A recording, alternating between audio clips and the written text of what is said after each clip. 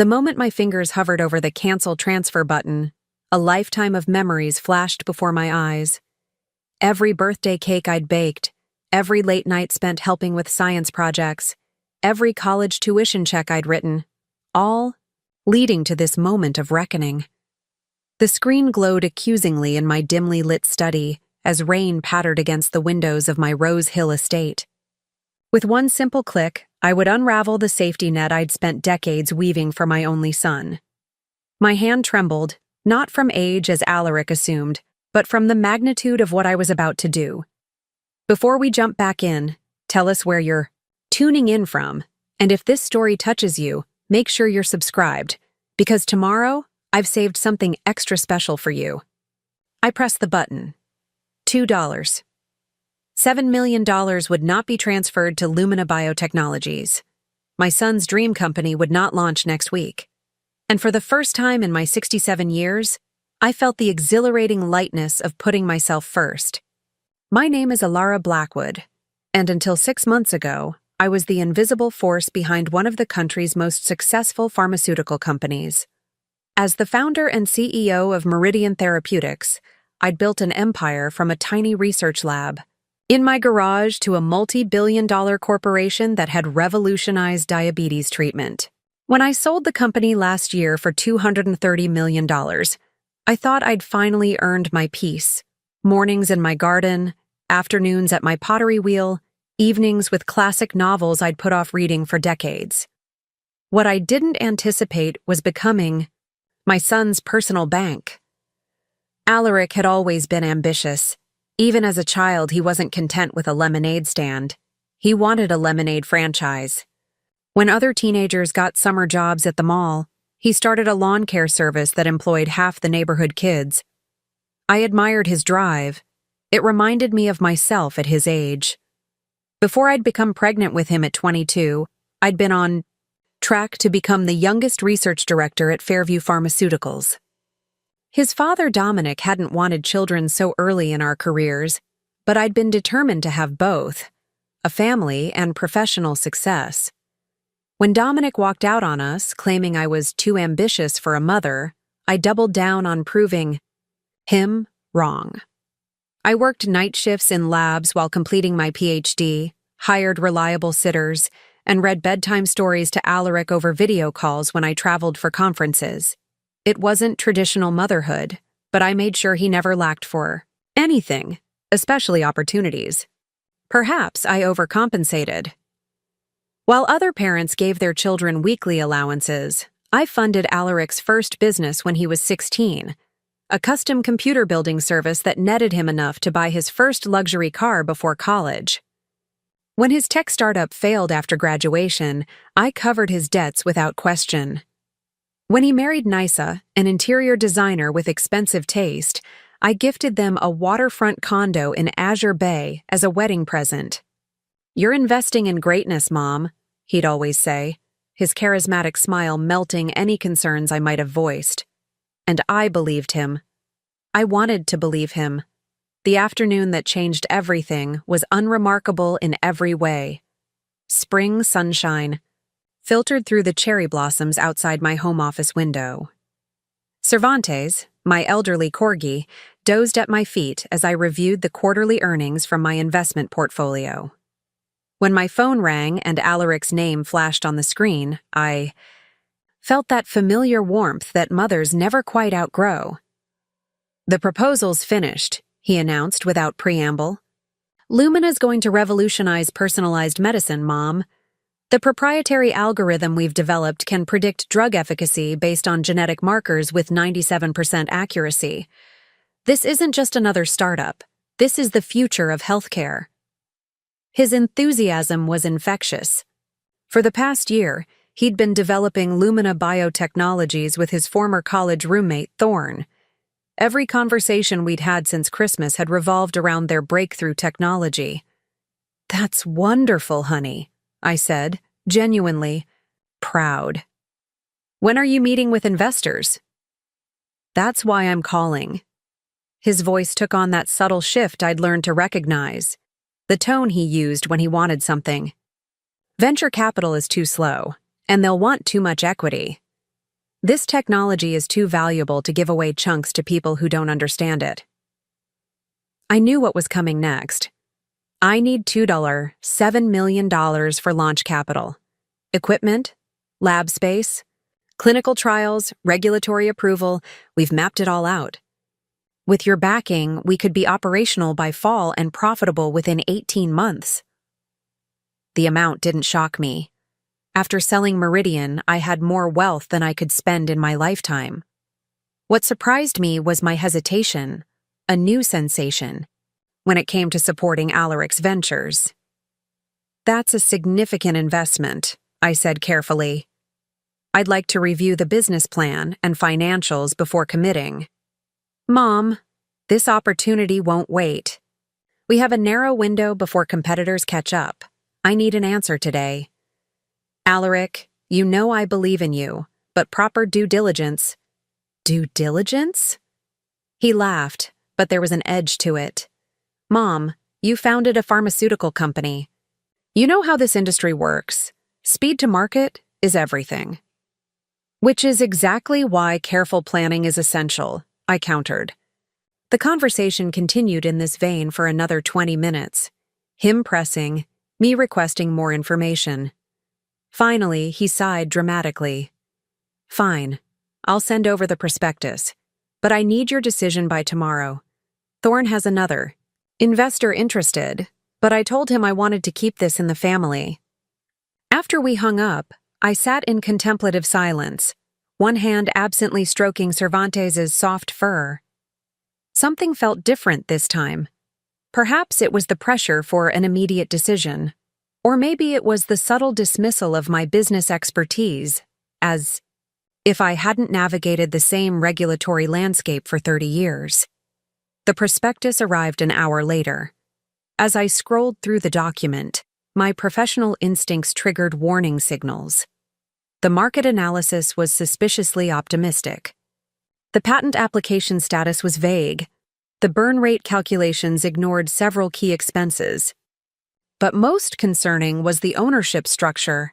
Alaric and Thorne would control 70% of the company, while I'd receive a 30% non-voting stake for my investment. I picked up my phone and began typing a message requesting clarification on these issues when a notification appeared.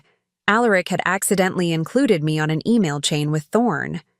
Mom's asking questions about the prospectus. Don't worry, I'll handle her. She doesn't understand modern biotech anyway. She's stuck in old-school pharmaceutical thinking. Once we get the money, we can adjust the development timeline. She won't know the difference. My finger froze above the screen. I scrolled down to read Thorne's response. Is she getting suspicious? We need that cash before the Westridge deal closes next month. Can't you just tell her it's for equipment or something? Play the dutiful son card. Seems to work every time. The dutiful son card. The phrase pierced me like a physical blow. Was that how Alaric viewed our relationship? A card to be played when he needed money? I scrolled further, my chest tightening with each exchange. Relax, Alaric had written back. Mom's so desperate to feel included in my life she'll sign whatever I put in front of her. The old lady's lonelier than she admits. Besides, her cognitive abilities aren't what they used to be. She asked me the same question twice during our call today. I hadn't asked anything twice. I'd been deliberate in my questioning, circling back to get more specific answers about points he'd evaded. Perfect, Thorne replied. The senile old lady routine works in our favor. Once we secure this round of funding, we can focus on the real prize. Selling the concept to Westridge Pharmaceuticals. They won't care if the algorithm actually works as promised. By the time anyone figures it out, we'll be on my yacht in the Mediterranean. I sat perfectly still as the truth crystallized with painful clarity. There was no revolutionary algorithm, no 97% accuracy rate, no proprietary technology. Just an elaborate mock-up designed to secure funding from investors, starting with the easiest mark they knew. Me. For a moment, I couldn't breathe. The betrayal was so complete, so calculated, that it defied my comprehension. This wasn't my ambitious, driven son making a questionable business decision. This was a con man who happened to share my DNA. As the shock subsided, another emotion surfaced, one I hadn't anticipated: relief. A strange, liberating relief that the illusion had finally shattered. No more excuses. No more rationalizations.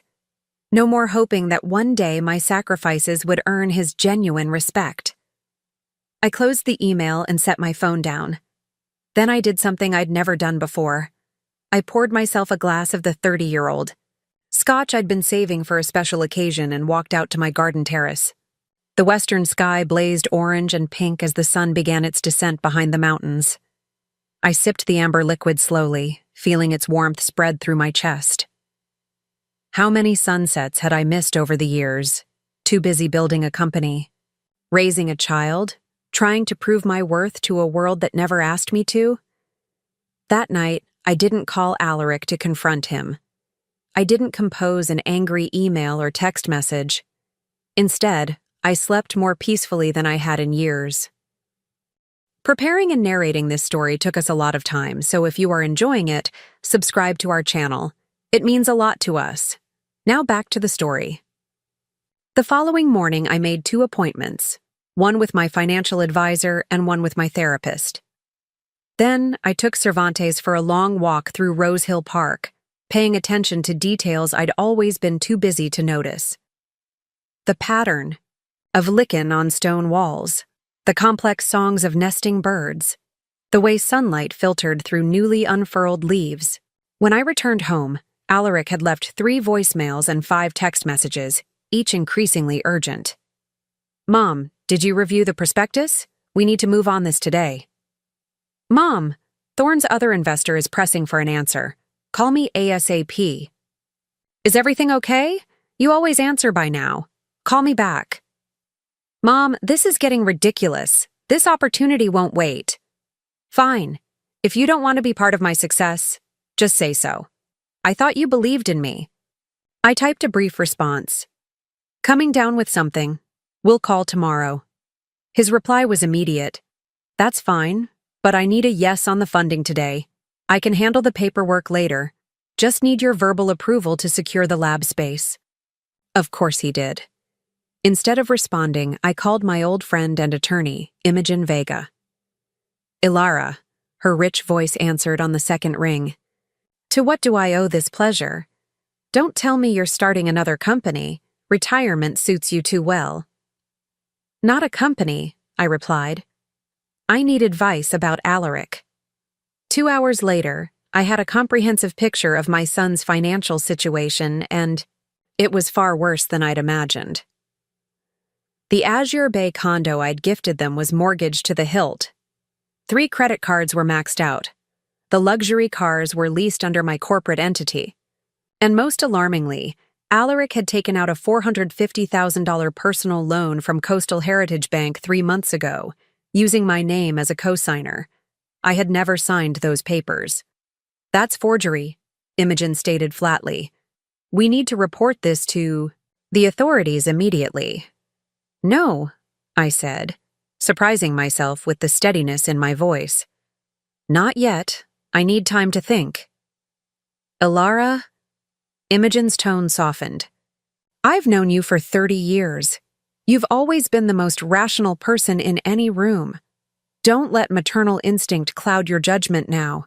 This is criminal behavior." "I'm not protecting him," I assured her. "I just need to handle this my way." That evening, as I sat in my study contemplating my next move, the doorbell rang. Cervantes barked once from his bed, then settled back down. He recognized the visitor. Alaric stood on my doorstep, his handsome face arranged in an expression of boyish concern. He'd inherited my green eyes and his father's strong jawline, a combination that had always opened doors for him. "Mom, you weren't answering my calls. I was worried sick."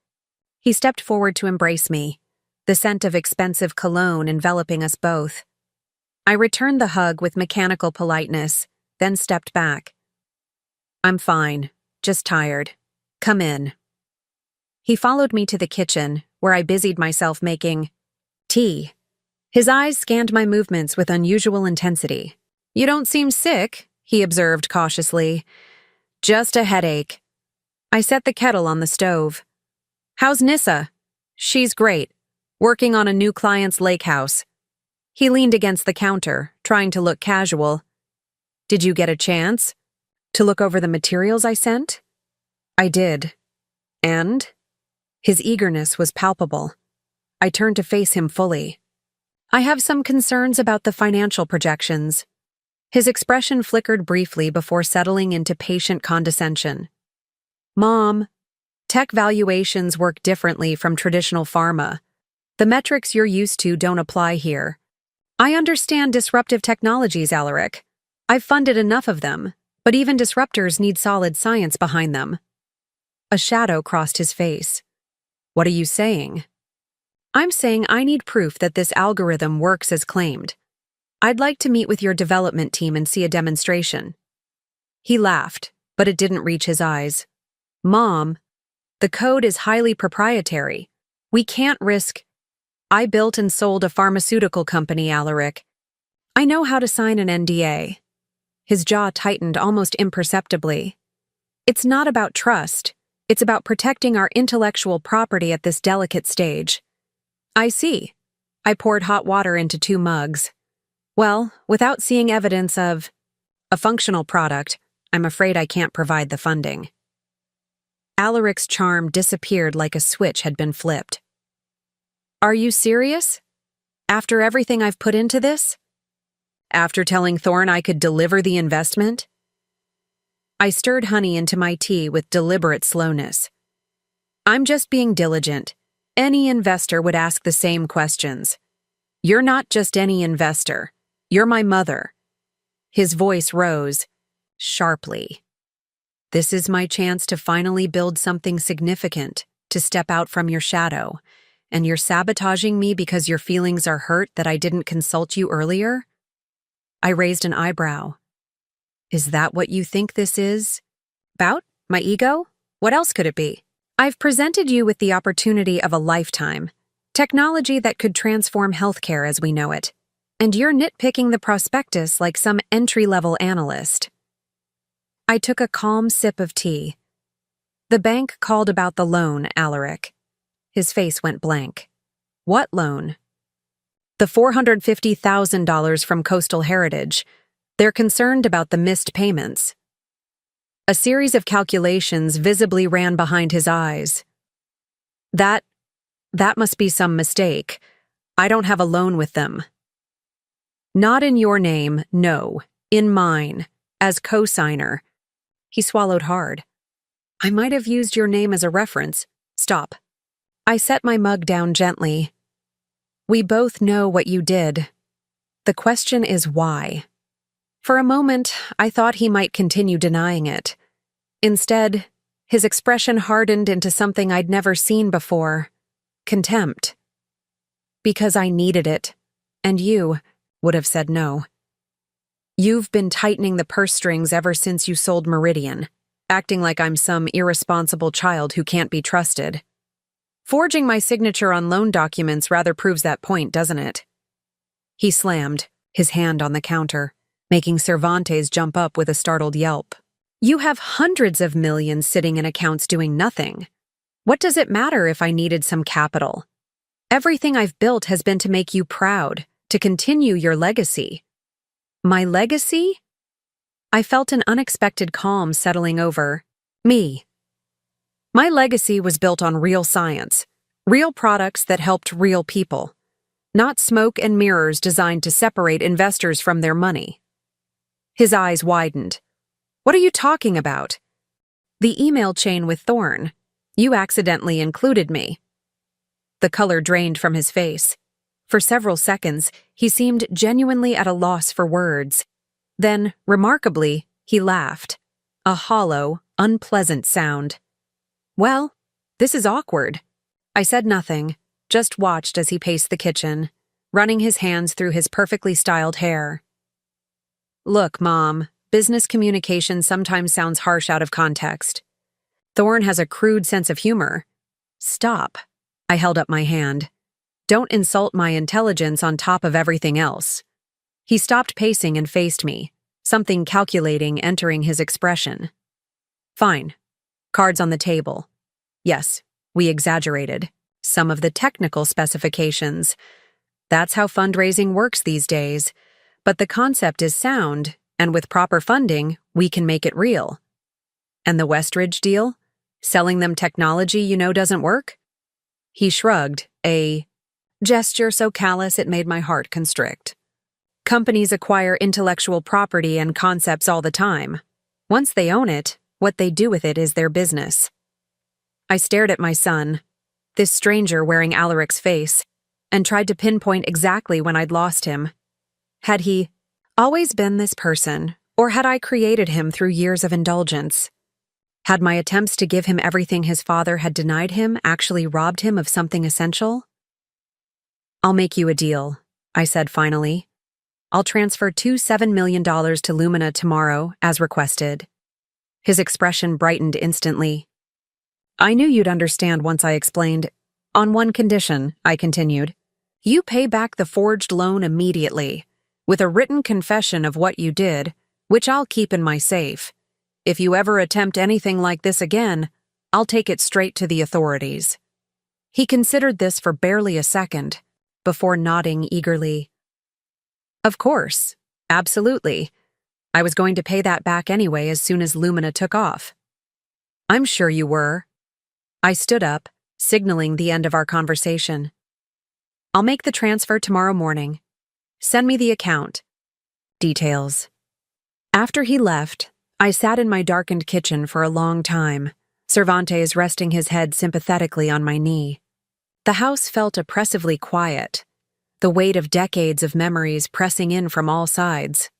In this very kitchen, I'd taught Alaric to make pancakes when he was barely tall enough to reach the counter. On holidays, we'd baked cookies using his grandmother's recipes. When he'd been accepted to Stanford, we'd danced around the island in celebration. Where had that boy gone? Had he ever really existed? I pulled out my phone and opened my banking app. With a few taps, I scheduled the transfer for 9 a.m. the following morning, plenty of time for a restless night of second-guessing myself.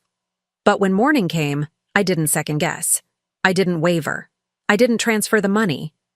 Instead, I did something much more significant.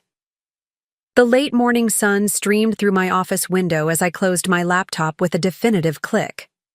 Instead of transferring the $7 million, I had just sent an email to the fraud department at Coastal Heritage Bank. Attached was a detailed account of the forged loan documents, along with a request for an investigation. My hands were perfectly steady as I picked up my phone and called Imogen. It's done, I said simply when she answered. The transfer? She asked cautiously. No, the report to the bank. I've documented the forgery. A long pause followed.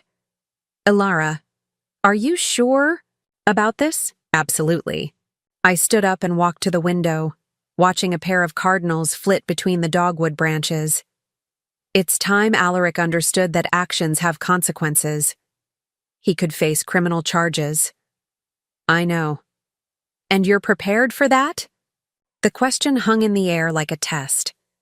Was I truly prepared to see my only child potentially imprisoned for fraud? The son whose first steps I'd witnessed, whose nightmares I'd soothed, whose graduation speech had brought me to tears. I have to be, I finally answered. This isn't just about the money, Imogen. It's about who he's becoming. After we hung up, I took Cervantes for a walk to the small lake at the edge of my property. The water was mirror smooth, reflecting the cloudless sky and surrounding pines with perfect clarity. I found a bench and sat, watching a family of ducks navigate the reeds along the shoreline. My phone buzzed. Alaric. Mom, what's going on? The bank just called me about some fraud investigation. I took a deep breath. Yes, I reported the loan. You what? His voice rose to a shout. Are you insane? Do you have any idea what this could do to me? I'm perfectly aware. I replied, maintaining a calm I didn't entirely feel. Just as you were aware of what you were doing when you forged my signature. It's just money. Money you'll never miss. Money that was going to help launch a company. That would have made us both richer. This isn't about money, Alaric. It's about trust. It's about respect. He snorted derisively. Oh, please, don't pretend you're taking some moral high ground here. You're just bitter because you found out I think you're losing it. Well, guess what? This pretty much proves it. What kind of mother reports her own son to the authorities? The kind who's finally stopped enabling destruction, I thought. But I didn't say that. I've also canceled the transfer to Lumina, I said instead. And I've forwarded your email exchange with Thorne to the SEC's fraud division. Dead silence followed. When he finally spoke again, his voice had changed completely. Gone was the righteous anger, replaced by something cold and calculating. You've made a serious mistake, he said quietly. I'm not going down alone for this. When they investigate, they'll find your fingerprints all over my previous ventures. The tax implications alone. Are you threatening me? I interrupted, incredulous. I'm stating facts. We're in this together, whether you like it or not. So I suggest you call off the dogs before we both get hurt. I ended the call without another word, my hand trembling slightly as I set the phone down beside me. Cervantes whimpered and nudged my leg, sensing my distress. I scratched behind his ears absently, my mind racing. Was Alaric bluffing? I'd always been scrupulous in my business dealings, but I had certainly been generous with investments in his various enterprises over the years. Had I been careless? Had I signed documents without proper review, trusting that my son wouldn't implicate me in anything questionable? The thought sent a chill through me despite the warm spring air. I stood up and walked briskly back to the house, purpose replacing uncertainty with each step. If Alaric wanted a fight, he would find me prepared. Back in my study, I spent the next 3 hours pulling records of every transaction between us for the past decade. Investment agreements, gifts, loans, some forgiven, some repaid. I created a detailed timeline and consulted with both Imogen and my accountant, Xavier. You're clean, Xavier assured me after reviewing everything. Every transaction was properly documented and reported. If anything, you've been excessively transparent with the IRS about your financial support of his businesses. That evening, as I was preparing a simple dinner for myself, the doorbell rang. Cervantes barked excitedly, his tail wagging. He recognized the visitor. My stomach tightened. Only 2 people elicited that response from him, Alaric and Nisa. I opened the door to find my daughter-in-law standing on the porch, immaculately dressed in a cream pantsuit that probably cost more than most people's monthly salary. Her expression was a perfect mask of concern. Alara, she said softly, may I come in? I think we need to talk. I hesitated, then stepped aside to let her enter. Nisa had always been difficult for me to read. Unlike Alaric, whose manipulations had a certain transparent quality once you knew to look for them, Nisa operated on a more subtle frequency. She was elegant, intelligent, and absolutely ruthless when it came to achieving her goals, qualities I might have admired in different circumstances. Would you like some tea? I offered, more from habit than hospitality. No, thank you. She followed me to the living room and perched on the edge of my sofa, her posture perfectly erect. I think you know why I'm here. Alaric sent you to change my mind. She tilted her head slightly, considering. Not exactly. He doesn't know. I'm here. That surprised me. In 7 years of marriage, I'd never known Nissa to act independently of Alaric's interests.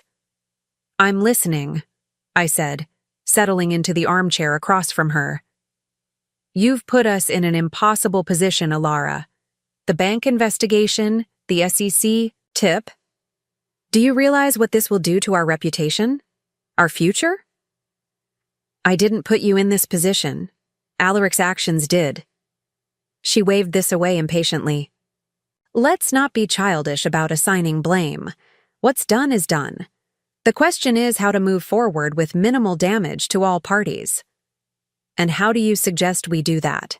Nisa reached into her handbag and extracted a slim folder, which she placed on the coffee table between us. A solution that serves everyone's interests. She slid the folder toward me. Take a look. Inside was a document titled Conservatorship Petition. My name was listed as the subject, Alaric's as the petitioner. I looked up at Nissa, momentarily speechless. It's not filed yet, she explained smoothly. But it could be. Alaric has collected quite a file on your cognitive decline, missed appointments, confusion during conversations, misplaced items.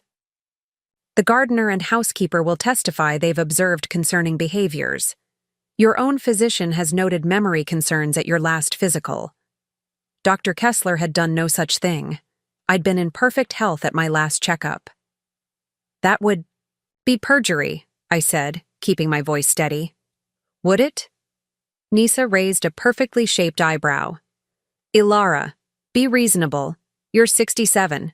Memory lapses are expected at your age. Who would question it?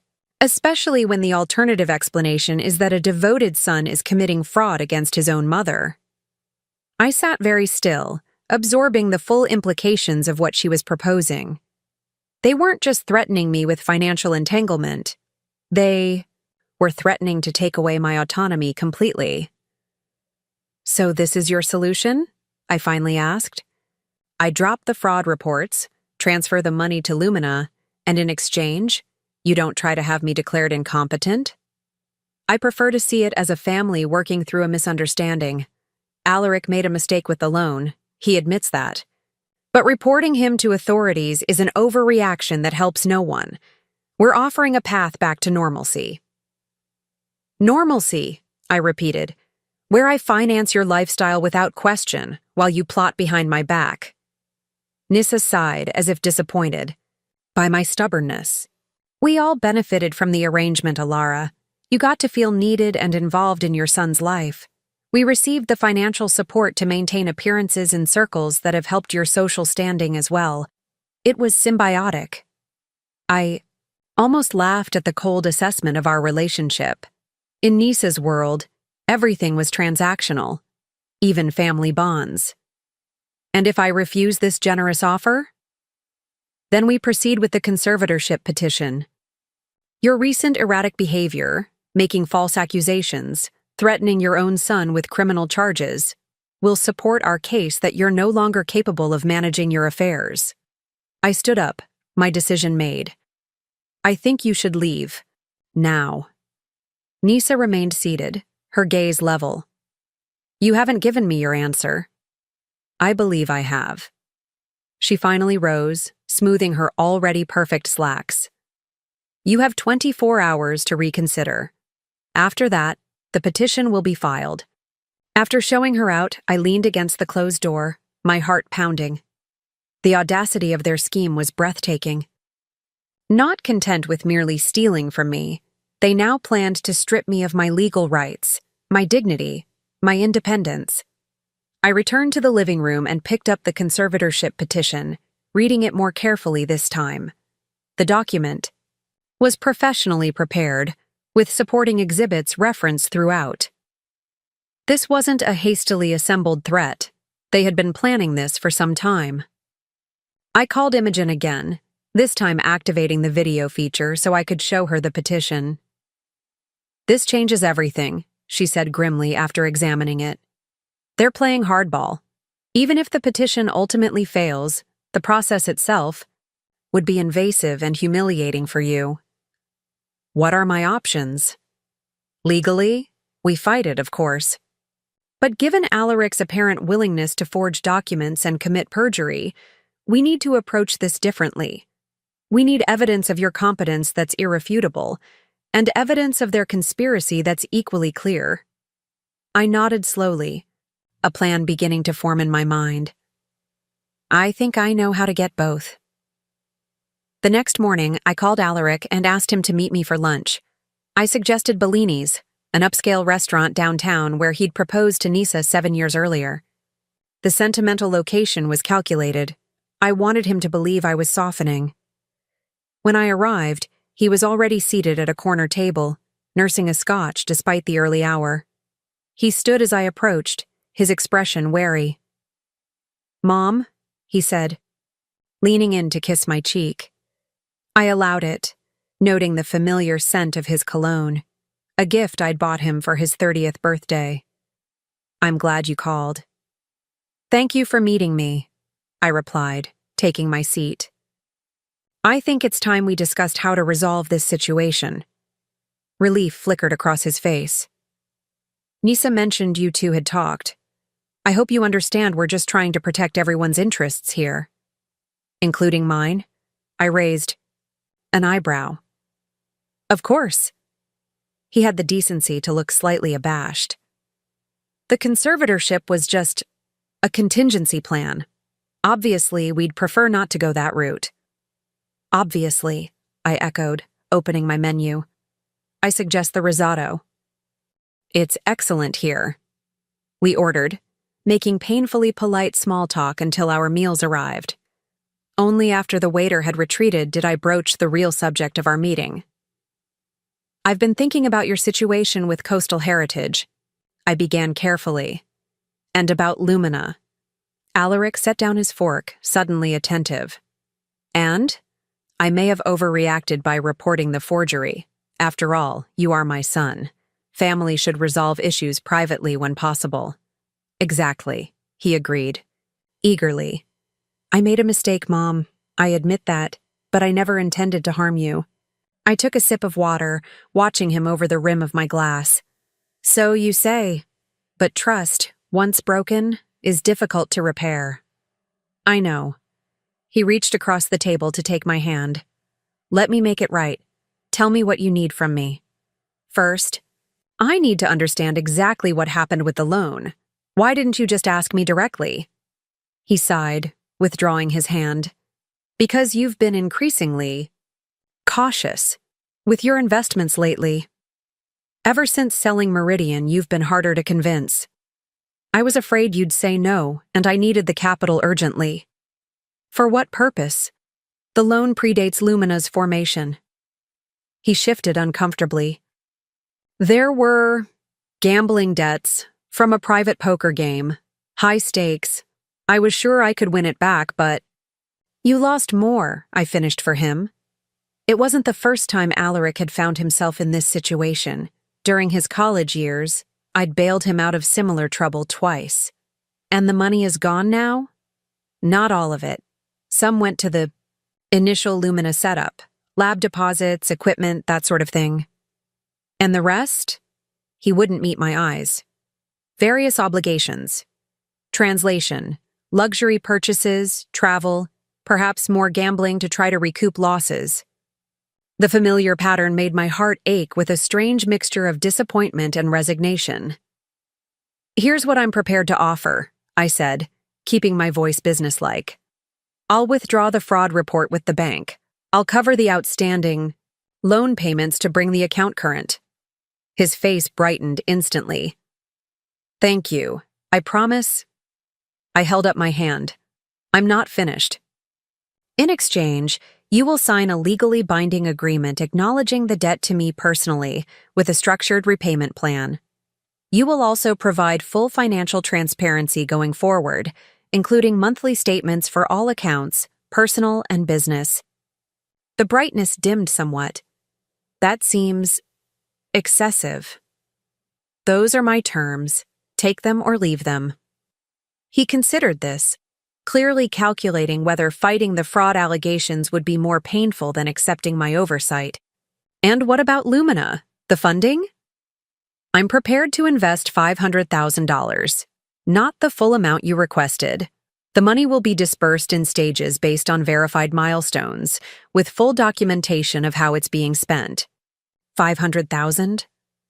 He couldn't hide his disappointment. "Mom, that's barely enough to prove the concept you claim to have developed," I interrupted. If the technology is as revolutionary as you say, that should be more than sufficient to create a working prototype and attract additional investors. He fell silent, his jaw working as he processed this drastically reduced offer. Finally, he nodded. All right, I accept. Good. I smiled, though it didn't reach my eyes. Have Thorne prepare a proper business plan with realistic projections and verifiable milestones. I'll have my team review it before any money changes hands. Your team? He repeated. Yes. I've engaged a business consultant to help evaluate the investment. I believe you know him, Raphael Winters. Alaric's face paled slightly. Raphael had been my chief financial officer at Meridian for 15 years. He was brilliant, meticulous, and absolutely uncompromising when it came to financial integrity. He was also one of the few executives who had never been charmed by Alaric. Is that really necessary? He asked, his voice strained. Absolutely. I'm taking your venture seriously, Alaric. That means applying proper due diligence. He nodded stiffly, then forced a smile. Of course. We have nothing to hide. Lunch. Concluded with forced pleasantries. As he walked me to my car, Alaric attempted one more appeal. About the conservatorship paperwork. Nisa should never have shown you that. It was just a contingency we discussed, nothing more. I hope you know I would never actually file it. I looked at him directly, searching his face for any trace of the little boy who had once held my hand crossing streets, who had made me handmade Mother's Day cards, who had promised to buy me a castle when he became rich. Wouldn't you? I asked softly. He had the grace to look away. As I drove home, I called Imogen from the car's hands-free system. He took the bait, I told her.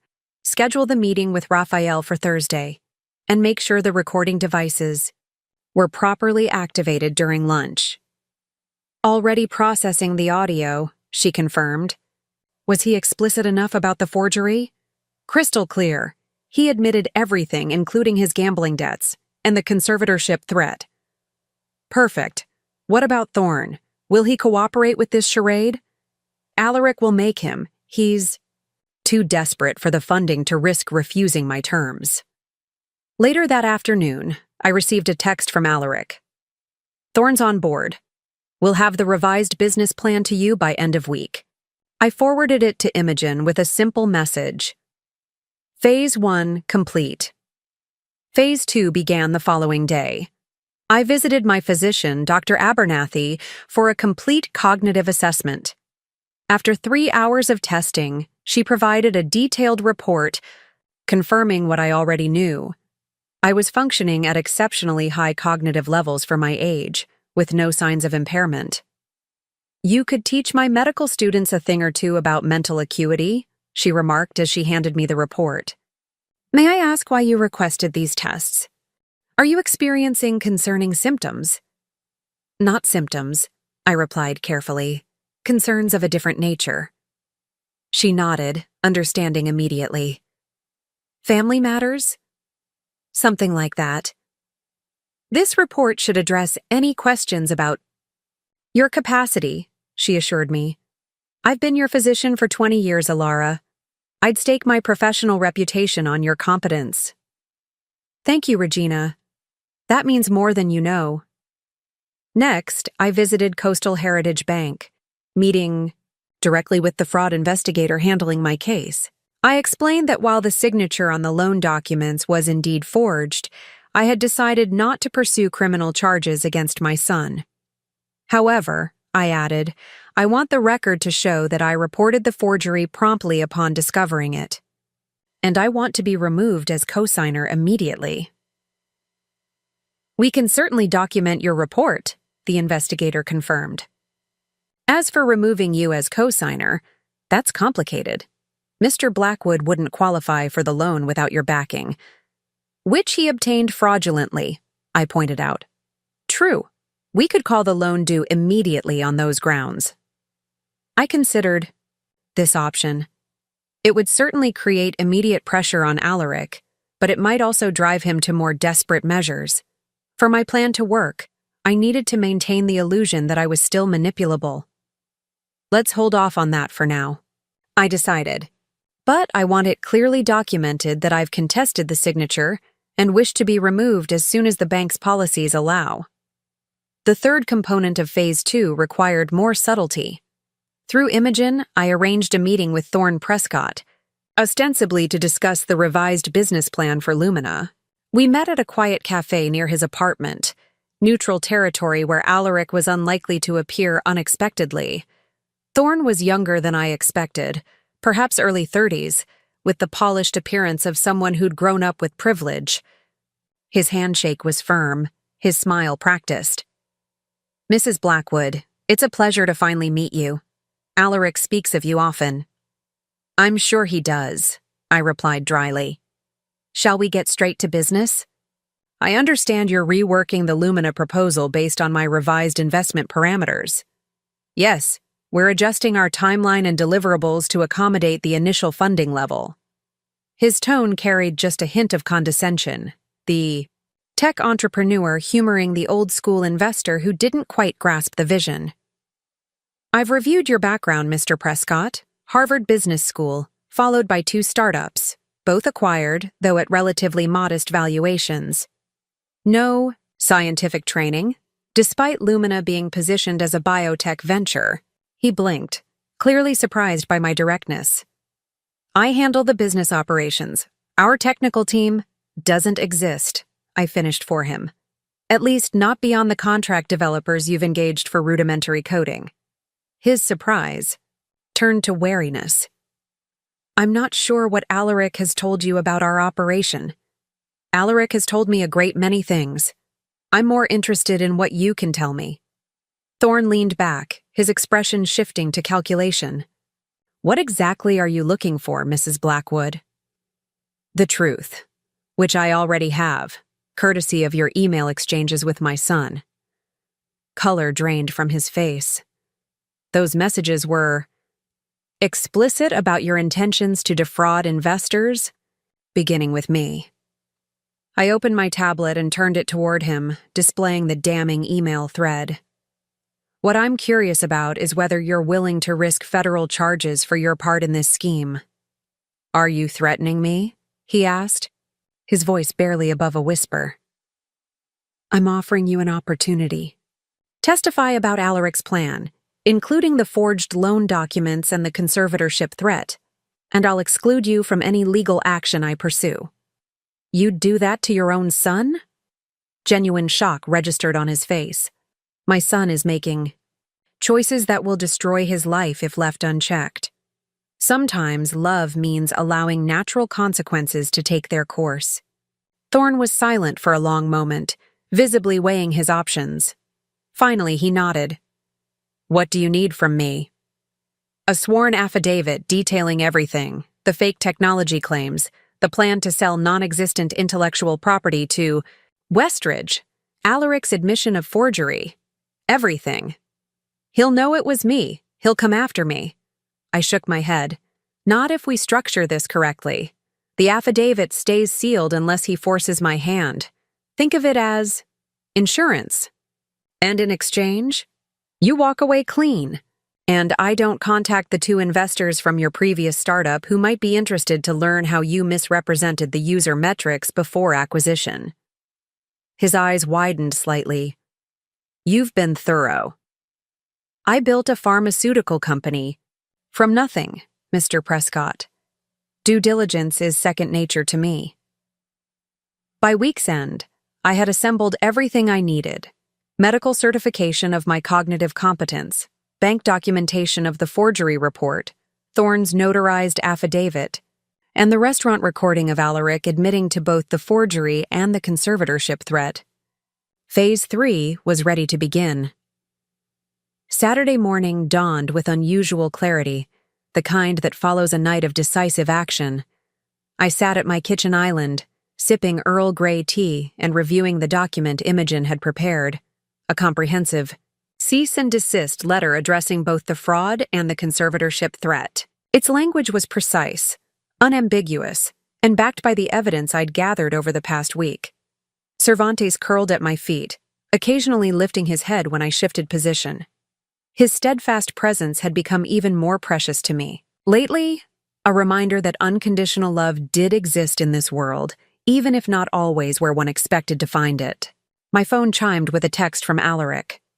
Business plan ready for review. Dinner at our place tonight to discuss? Nissa's making that salmon you like. The casual tone was jarring after everything that had transpired. It was as if he genuinely believed our lunch meeting had reset everything, that his admission of forgery, the conservatorship threat, and years of financial manipulation could be smoothed over with a family dinner and his wife's cooking. Can't tonight, I typed back. Meeting tomorrow at my office, 10 a.m., bring Thorn. 3 dots appeared as he started typing a response, then disappeared, then reappeared. Finally, your office? You retired. Meridian still maintains an office. For me. Conference Room B. This was true. Part of my sale agreement had included lifetime access to a modest suite at the company headquarters. I rarely used it, preferring to work from home when necessary. But tomorrow's meeting required neutral territory with proper security. Fine. See you then. I set my phone down and gazed out the window at my garden. The irises were blooming, their deep purple petals catching the morning light. I'd planted them 3 years ago after attending a botanical workshop, the first hobby I'd pursued purely for pleasure after decades of work-centered existence. Since then, gardening had become my sanctuary, a place where growth and decay followed natural rhythms, where effort and care yielded visible results. How different from the artificial, manipulated relationship I'd cultivated with my son. The doorbell rang, startling me from my contemplation. I wasn't expecting visitors. Through the security monitor, I saw a slender young woman with cropped, black hair standing on my porch, nervously shifting her weight from foot to foot. I didn't recognize her. My finger hovered over the intercom button, hesitating. After recent events, I'd grown more cautious about unexpected visitors. But something, in her demeanor, anxious yet determined, prompted me to press the button. May I help you? The woman looked up, startled by the sound of my voice. Mrs. Blackwood? I'm Zara Michaels. I worked for your son at Lumina. I need to speak with you. It's important. Intrigued, I opened the door. Zara appeared to be in her late 20s, dressed simply in jeans and a button-down shirt. Her expression was a mixture of apprehension and resolve. Please, come in, I offered, leading her to the living room. Can I get you anything to drink? No, thank you. She perched on the edge of the sofa, clutching a messenger bag to her chest. I apologize for coming unannounced. I couldn't risk calling. I wasn't sure if Mr. Blackwood monitored your communications. That was a concerning assumption. He doesn't, I assured her, though privately I wondered if I'd been naive about that as well. What's this about, Ms. Michaels? I was Lumina's lead data scientist, she began, her voice gaining confidence as she spoke. Hired 4 months ago to develop the predictive algorithm Mr. Blackwood described in the company prospectus. The algorithm that supposedly predicts drug efficacy based on genetic markers. She nodded. That's the one, except it doesn't work. Not even close. The foundational science is sound, but the implementation is years away from commercial viability. I tried explaining this to Mr. Blackwood, but he insisted we present the algorithm as functional in investor materials. And when was this? 3 weeks ago. When I refused, he fired me. She unzipped her bag and withdrew a tablet. But not before I documented everything. The actual state of the algorithm, the fabricated test results, the investor presentations with falsified data. She handed me the tablet, its screen displaying a folder labeled Lumina Evidence. Why are you bringing this to me? I asked, though I suspected I knew the answer. Because you're his primary investor, according to public records. She hesitated. And because I heard Lumina is about to close a significant round of funding, People could lose millions on technology that doesn't exist. I studied her face carefully, looking for signs of ulterior motives. Her expression remained earnest, her gaze direct. "There's something else you should know," she continued. "Mr. Blackwood hasn't been paying the development team for the past month. He claims the funds are tied up in escrow, but several of us checked with the bank. There is no escrow account." This aligned with what I'd already discovered about Alaric's financial shell game. The loan money had clearly been diverted to personal expenses rather than legitimate business costs.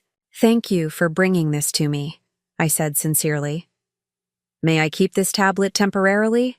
I promise to return it once I've reviewed the materials." "Of course." She reached into her bag again and handed me a business card. My contact information. "Please let me know if you need anything clarified." After Zara left, I spent several hours reviewing her documentation. It was meticulous, clearly the work of a thorough and principled professional. The contrast between her ethics and my son's couldn't have been more stark. I called Imogen and explained the unexpected development. "This is a gift," she replied. "Zara's testimony and documentation will be invaluable if Alaric decides to fight your cease and desist. Should I add her materials to tomorrow's meeting? Agenda? Absolutely. The more comprehensive our case, the less room he has to maneuver." I spent the rest of the day preparing, organizing my evidence and rehearsing what I would say. Not out of nervousness, but from a desire for precision. This confrontation needed to be definitive. There could be no loose ends, no ambiguity that Alaric might exploit. That night, I slept soundly for the first time in weeks. The clarity of purpose had a remarkably calming effect. Sunday morning, I arrived at Meridian's headquarters an hour before the scheduled meeting. The security guard greeted me warmly. Many of the long-term staff still remembered me from my days as CEO. I set up the conference room carefully, placing folders at each seat containing copies of the evidence I'd gathered. At precisely 10 a.m., my former assistant, Vivian, who still worked for Meridian, escorted Alaric and Thorne into the room. Both men were dressed in business casual attire, projecting confidence. Thorne carried a sleek presentation portfolio, presumably containing the revised business plan. Nisa was conspicuously absent. "Mom," Alaric greeted me with a kiss on the cheek. "You're looking well." "Thank you." I gestured toward the chairs. "Please sit down." They complied, Alaric taking the seat directly across from me while Thorne sat to his right. Neither immediately noticed the folders placed before them. "Before we begin," I said calmly, "I want to clarify the purpose of this meeting. We're not here to discuss a potential investment in Lumina Biotechnologies." Alaric frowned. "But you said—" "I'm aware of what I said. That was necessary to ensure your attendance today." I opened my own folder and removed a document. "This is a cease and desist letter from my attorney. It addresses several issues: the fraudulent loan from Coastal Heritage Bank, the false conservatorship petition, and the misrepresentation of Lumina's technological capabilities to potential investors." The color drained from Alaric's face. Thorne remained expressionless, though his gaze flicked briefly to the door as if calculating an escape route. "I suggest you both review the contents," I continued, "particularly the supporting evidence." Alaric opened his folder slowly, his confidence visibly crumbling as he scanned the first page. Thorne didn't touch his. "What is this?" Alaric finally asked, his voice strained. "Some kind of shakedown?" "A shakedown implies I want something from you. I don't. I want something for you. Accountability." He flipped through the pages, his expression shifting from shock to anger. "You recorded our lunch conversation? That's illegal." "Not in this state. Single-party consent is all that's required, and I consented." I turned to Thorne. "Mr. Prescott, aren't you going to review your copy?" Thorne cleared his throat. "I'm familiar with the content." Understanding dawned on Alaric's face. "You son of a bitch. You talked to her." He turned to me, eyes blazing. And you wonder why I kept things from you? Look how quickly you turned. My own partner against me. He made a business decision, I replied evenly. Just as you did when you chose to forge my signature and file a fraudulent conservatorship petition. I never filed it. The intent was clear, as was your intent to defraud investors with non-existent technology. I removed Zara's tablet from my briefcase and set it on the table. Your former data scientist was quite thorough in documenting the actual state of Lumina's algorithm. Alaric's face contorted with fury. Zara? That vindictive bitch.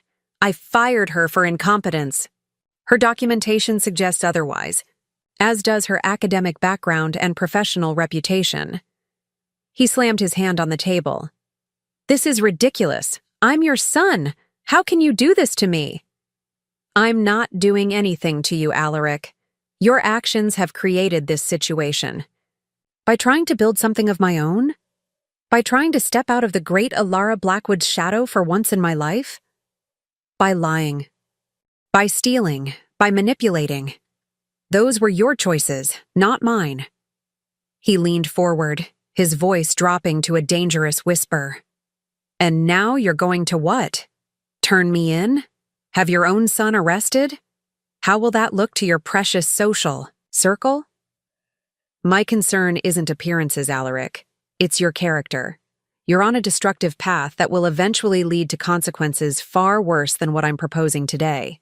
Which is what exactly? Thorne interjected, speaking for the first time. What are your terms? I folded my hands on the table. Complete financial transparency, immediate dissolution of Lumina, and return of any investor funds. A written acknowledgement of the forgery, to be held in escrow by my attorney. Regular sessions with a therapist specializing in financial behavior disorders. I turned to Alaric. And most importantly, an honest conversation about the pattern of deception that's defined our relationship for years. Alaric stared at me in disbelief. You want me to close my company and see a shrink? That's your solution? That's my offer.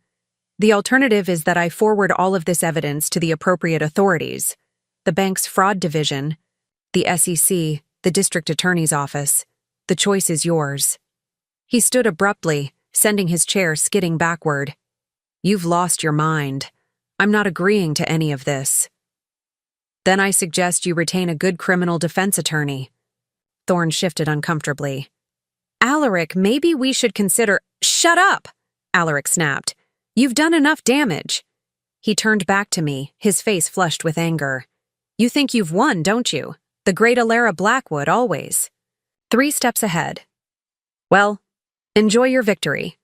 I hope it keeps you warm at night when you're alone in that big, empty house of yours. I'm already warm, I replied quietly. I have the truth, and I have my integrity. He laughed bitterly. Integrity, right. The woman who built a fortune selling overpriced drugs to desperate people is lecturing me about integrity. Meridian's medications saved lives. They were priced fairly for the research investment they represented. And we maintained one of the most generous patient assistance programs in the industry. I kept my voice calm, refusing to be baited. But we're not here to debate my business ethics. We're addressing your actions. No, we're done here. He snatched up his jacket from the back of his chair. Come on, Thorne. We're leaving. Thorne hesitated, glancing between Alaric and me. I think I'll stay and discuss options with Mrs. Blackwood. Traitor, Alaric spat. You'll regret this.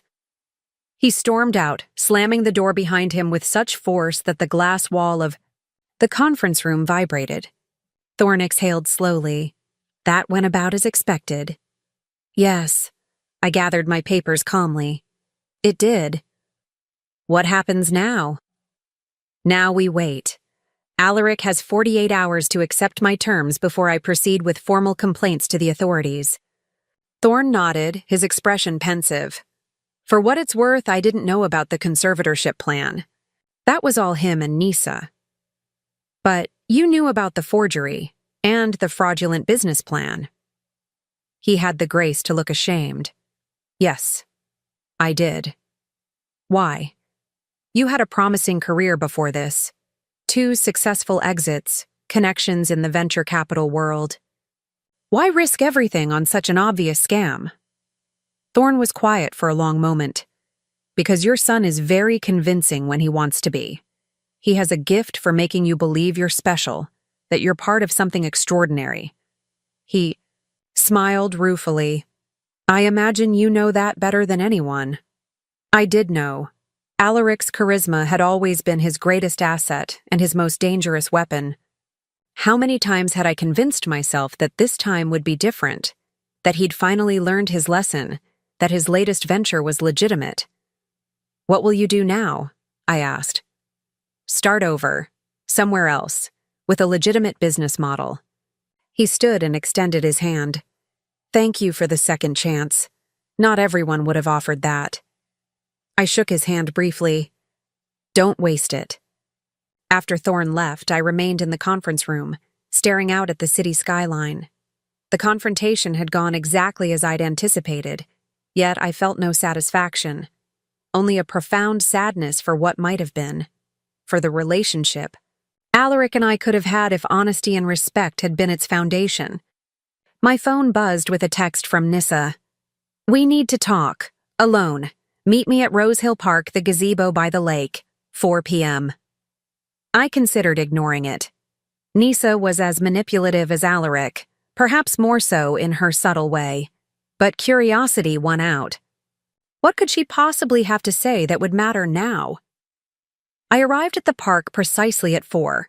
The spring afternoon was glorious.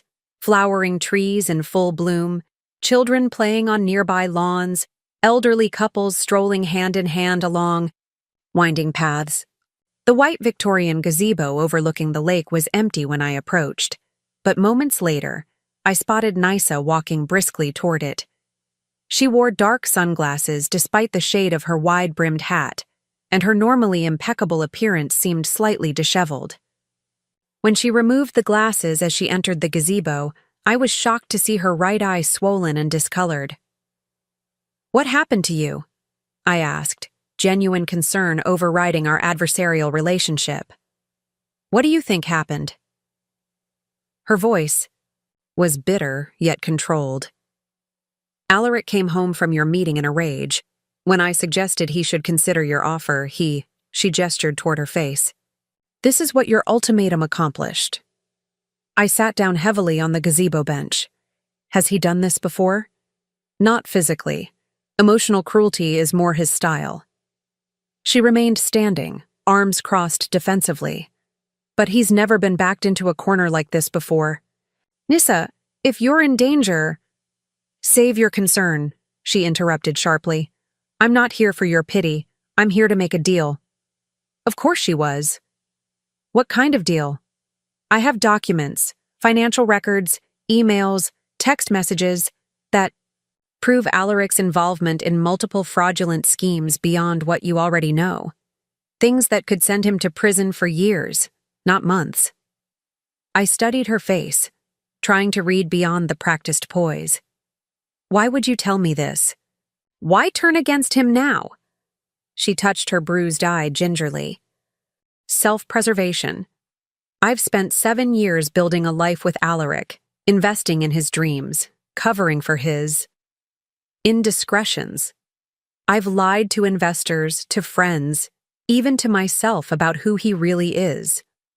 Her voice wavered slightly. This morning, I finally saw the truth. He doesn't care about anyone but himself. Not me, not you, not the child I'm carrying. The last revelation hit me like a physical blow. You're pregnant? She nodded, one hand moving protectively to her still flat stomach. 12 weeks. I told him last night, thinking it might soften him, make him reconsider his position with you. Instead, he accused me of trying to trap him, of using the pregnancy as leverage.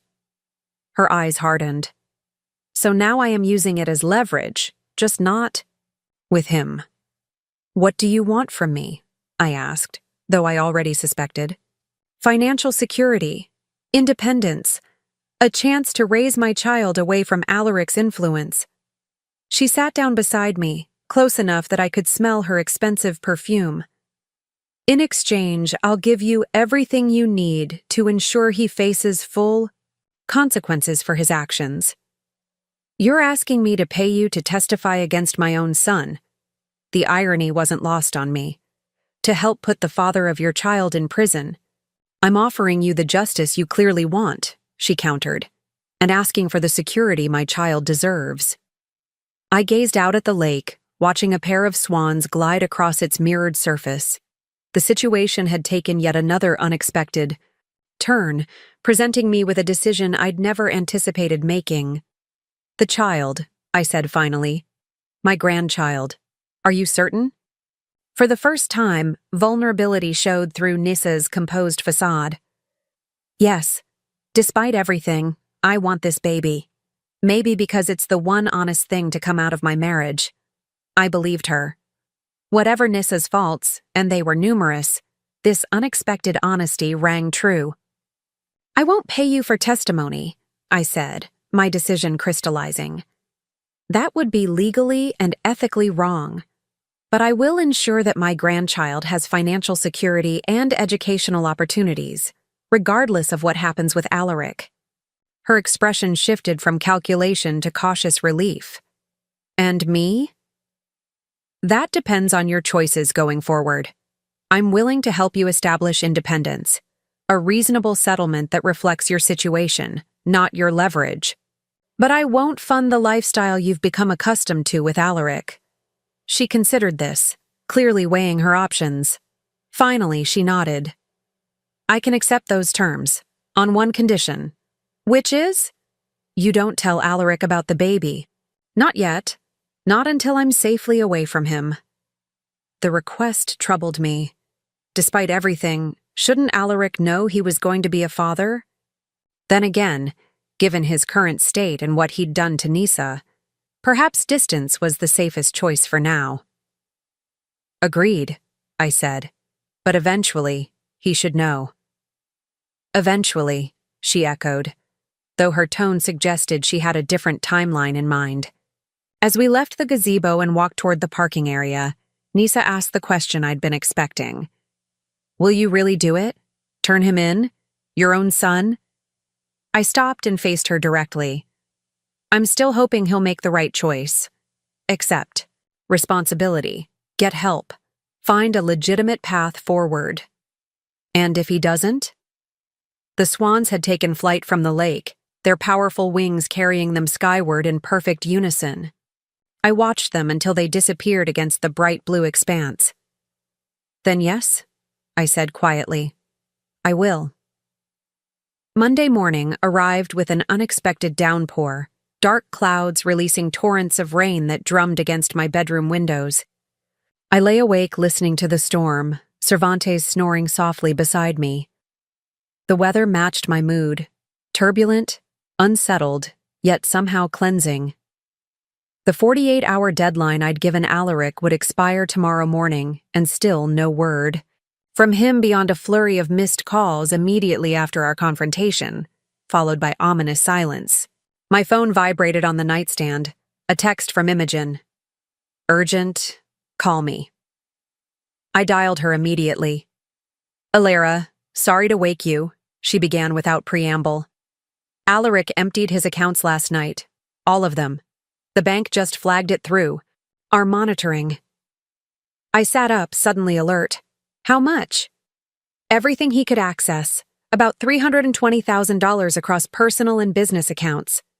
Private jet company charged his card for a flight to Grand Cayman late last night. My heart sank. He's running. Looks that way. He's trying to move assets offshore before we can freeze them. I'd considered this possibility, but had hoped Alaric would choose a different path. What about Nissa? Is she with him? No indication she was on the flight. Do you want me to alert authorities now, or wait until the deadline? I thought of Nissa's bruised face, of her pregnancy, of all the evidence meticulously gathered.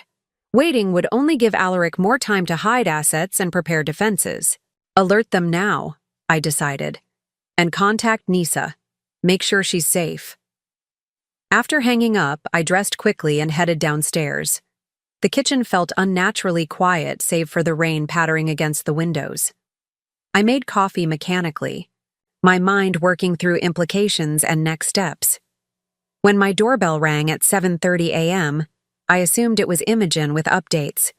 Instead, I found myself face to face with two serious-looking individuals in dark suits standing beneath black umbrellas. "Mrs. Alara Blackwood?" the woman asked, showing me credentials. "I'm Special Agent Daniels with the FBI's Financial Crimes Division. This is Agent Carver. We'd like to ask you some questions about your son, Alaric Blackwood." I invited them in, offering coffee, which they declined. We sat in my living room, the formal setting somehow appropriate for this formal disintegration of my family life. "We've been investigating Lumina Biotechnologies for several months," Agent Daniels explained, "as well as other entities controlled by your son." This was unexpected. "Several months? What prompted the investigation?" "A pattern of suspicious activity flagged by our financial monitoring systems. Mr. Blackwood has been soliciting investments for multiple business ventures simultaneously, using the same underlying intellectual property claims." "You're saying—" "He was selling the same technology to different investors, representing it as exclusive to each?" "Precisely."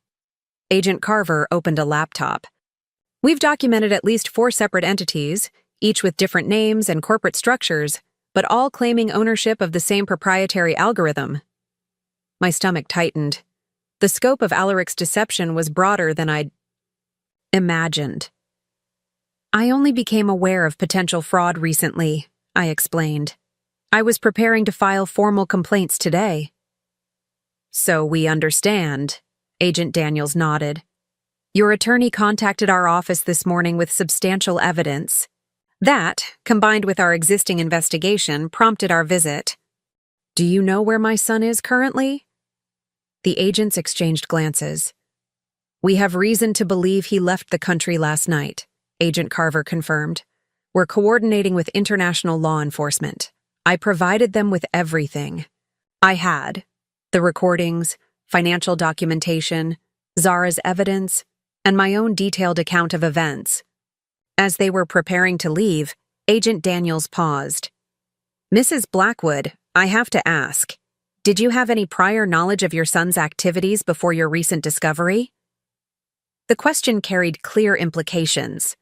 Was I a potential co-conspirator? Had I enabled or participated in Alaric's schemes?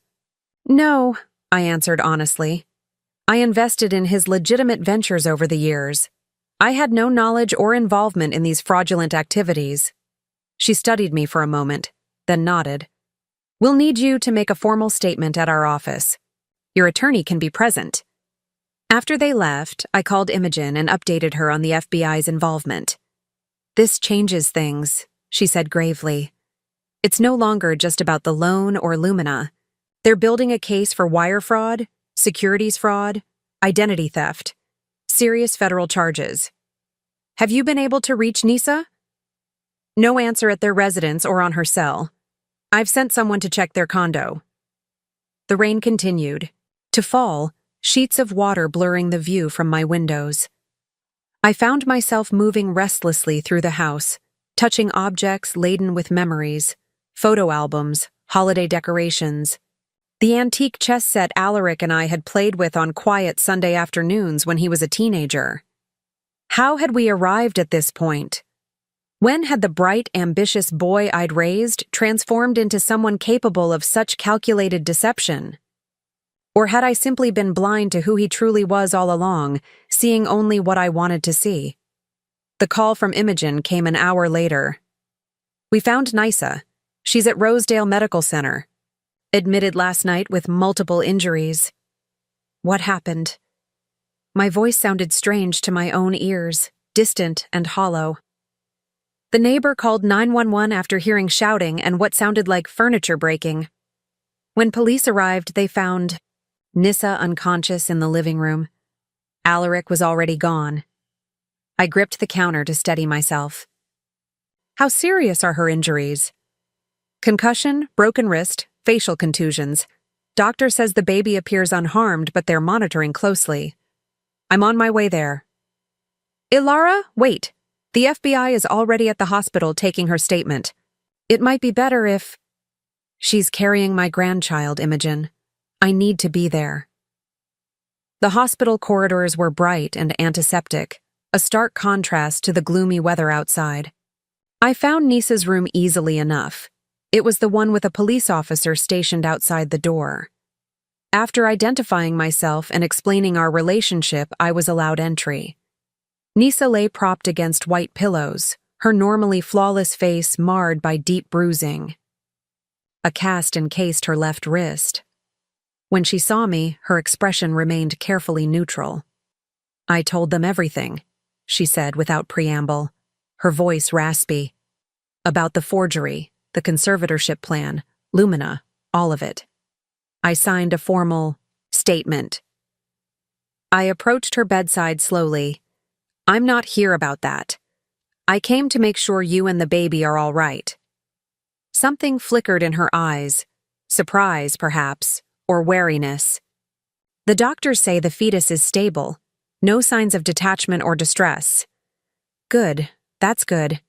I hesitated, then asked the question foremost in my mind. What happened last night, Nisa?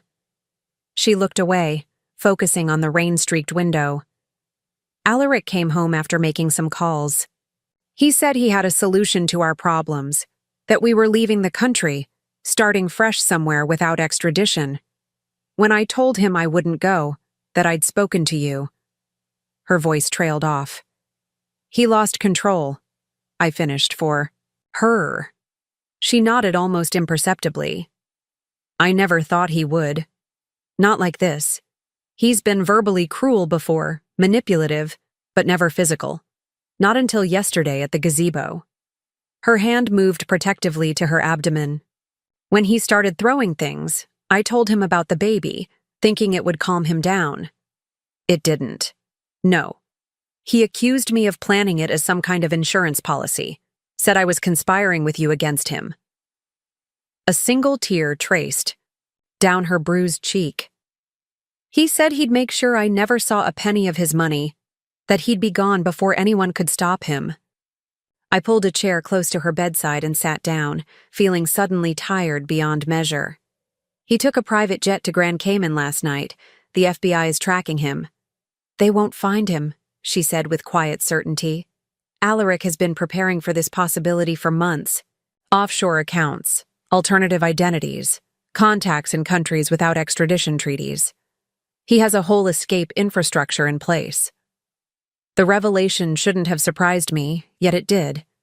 Even knowing what I now knew about my son, part of me still wanted to believe there were limits to his deception, lines he wouldn't cross. Do you know where he might go? I asked. I have suspicions. There's a property in Singapore he thinks I don't know about. He has contacts in Dubai, possibly a yacht registered in Montenegro. She met my gaze directly. I'll tell the FBI everything, but you should know. The man you're chasing isn't the son you remember. That person doesn't exist anymore, if he ever did. Her words landed like physical blows, yet I couldn't deny their truth. We sat in silence for several minutes, the only sounds the steady beep of monitoring equipment and the persistent drumming of rain. What will you do now? I finally asked. Cooperate with the investigation. Recover from... She gestured vaguely at her injuries. Focus on staying healthy for the baby. And after? She looked genuinely uncertain for the first time since I'd known her. The carefully constructed facade of the polished, confident woman had cracked, revealing someone more vulnerable than I'd imagined. I don't know. My design business is mostly connections through Alaric. My family and I aren't close. Most of my friends are really his friends. She attempted a smile that didn't reach her eyes. I suppose I'll have to reinvent myself. You don't have to do it alone. The words emerged before I'd fully considered them, yet I found I meant them. She studied me skeptically. Why would you help me after everything? The conservatorship? Scheme, the manipulation, the lies. I was part of all of it. Not all of it, I corrected. And you came forward in the end. Besides, I nodded toward her midsection. That's my grandchild. Whatever else has happened, that connection matters to me. For the first time, something like genuine emotion crossed her face. Not calculation or performance, but authentic vulnerability. I don't know if I can be a good mother, she whispered. I never had the best example. Neither did I admitted. I made plenty of mistakes with Alaric. Perhaps the biggest was believing that material support could substitute for emotional honesty. I reached out hesitantly and placed my hand over hers. Maybe we both have things to learn. She didn't pull away. The next several weeks unfolded in a blur of legal proceedings, financial forensics, and media scrutiny. The FBI investigation revealed the full extent of Alaric's schemes, not just Lumina, but at least 5 other fraudulent ventures targeting different investor groups with essentially the same non-existent technology. The total amount exceeded $7 million, gathered from nearly 30 victims including several retirement funds and a medical research foundation. I spent hours with federal prosecutors, providing statements and documentation. Each new revelation felt like discovering another room in a house I thought I knew, only to find it filled with strangers. Alaric remained at large. The Cayman Islands had merely been a waypoint. From there, he disappeared into a network of private transportation and false identities that the FBI was still trying to untangle. His face appeared on international watch lists and financial crime bulletins. Occasionally, possible sightings were reported: Dubai, Bangkok, Caracas, but none confirmed. Through it all, I maintained regular contact with Nisa, whose pregnancy was progressing normally despite the trauma she'd experienced. She moved from the condo she'd shared with Alaric to a serviced apartment I'd arranged in a secure building. Our relationship remained cautious but evolving, bound by the unexpected connection of the child she carried. One rainy afternoon in late June, I invited her to Rose Hill for tea. She arrived wearing a simple maternity dress, her pregnancy now clearly visible at 20 weeks. The bruises had faded, but something in her eyes remained shadowed. I had an ultrasound yesterday, she said as I poured Earl Grey into delicate cups my mother had left me. It's a girl, a granddaughter. The notion felt both surreal and deeply meaningful. Have you thought about names? A few, nothing definite yet. She stirred honey into her tea. The doctor says everything looks perfect. Strong heartbeat, all measurements normal. That's wonderful news. We sat in companionable silence for a moment, the rain creating a gentle backdrop. I've been thinking, Nisa said finally, about what happens after she's born, about what kind of life I want to give her. And I don't want her to grow up in the shadow of scandal. I don't want her identity shaped by what her father did, or by wealth that comes without purpose or effort. She set her cup down carefully. I've decided to go back to school, finish my degree in architectural design. This was unexpected. Nissa had always seemed content in her role as Alaric's stylish wife, focusing on social connections and image maintenance rather than professional ambitions. That sounds like a positive step. When would you start? January term, if I can get the applications completed in time. There's a strong program at Wellington College with evening and weekend options for parents. She hesitated. I know we discussed your helping with the baby's education fund, but this would be separate. My education, my responsibility. I considered her words. The Nissa I'd first met, calculated, materialistic, focused on appearances, would never have made such a statement. Perhaps the trauma of recent events had fundamentally changed her. Or perhaps, like so many things, I'd never truly seen her clearly. What if we approached it differently? I suggested. Not as charity or obligation, but as investment in both. Your futures. A structured arrangement with clear terms. Her eyebrows raised slightly. What kind of terms?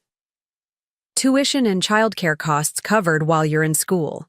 A modest living stipend. In exchange, you maintain good academic standing and develop a business plan for your eventual design practice. When you graduate, you'll have both your degree and seed funding to launch your business. And what do you get from this arrangement? She asked, though her tone held curiosity rather than suspicion. The satisfaction of seeing you both thrive independently, and time with my granddaughter as she grows. I smiled slightly. I'm not getting any younger, Nissa. I'd like to know her. She studied me thoughtfully. You're nothing like I expected, Ilara. When Alaric described you, it was always as this controlling, judgmental presence he had to manage carefully. The tough businesswoman who measured everything by profit margins and success metrics. Perhaps we never really knew each other, I acknowledged. We were both seeing reflections created by Alaric, not the actual people underneath. Perhaps, she agreed. Though I'm beginning to think he never really saw either of us clearly. Just what we could provide or represent. The conversation shifted to practical matters, her upcoming anatomy scan, the apartment lease, her preliminary research into Wellington's program requirements. As she was preparing to leave, she paused at the door.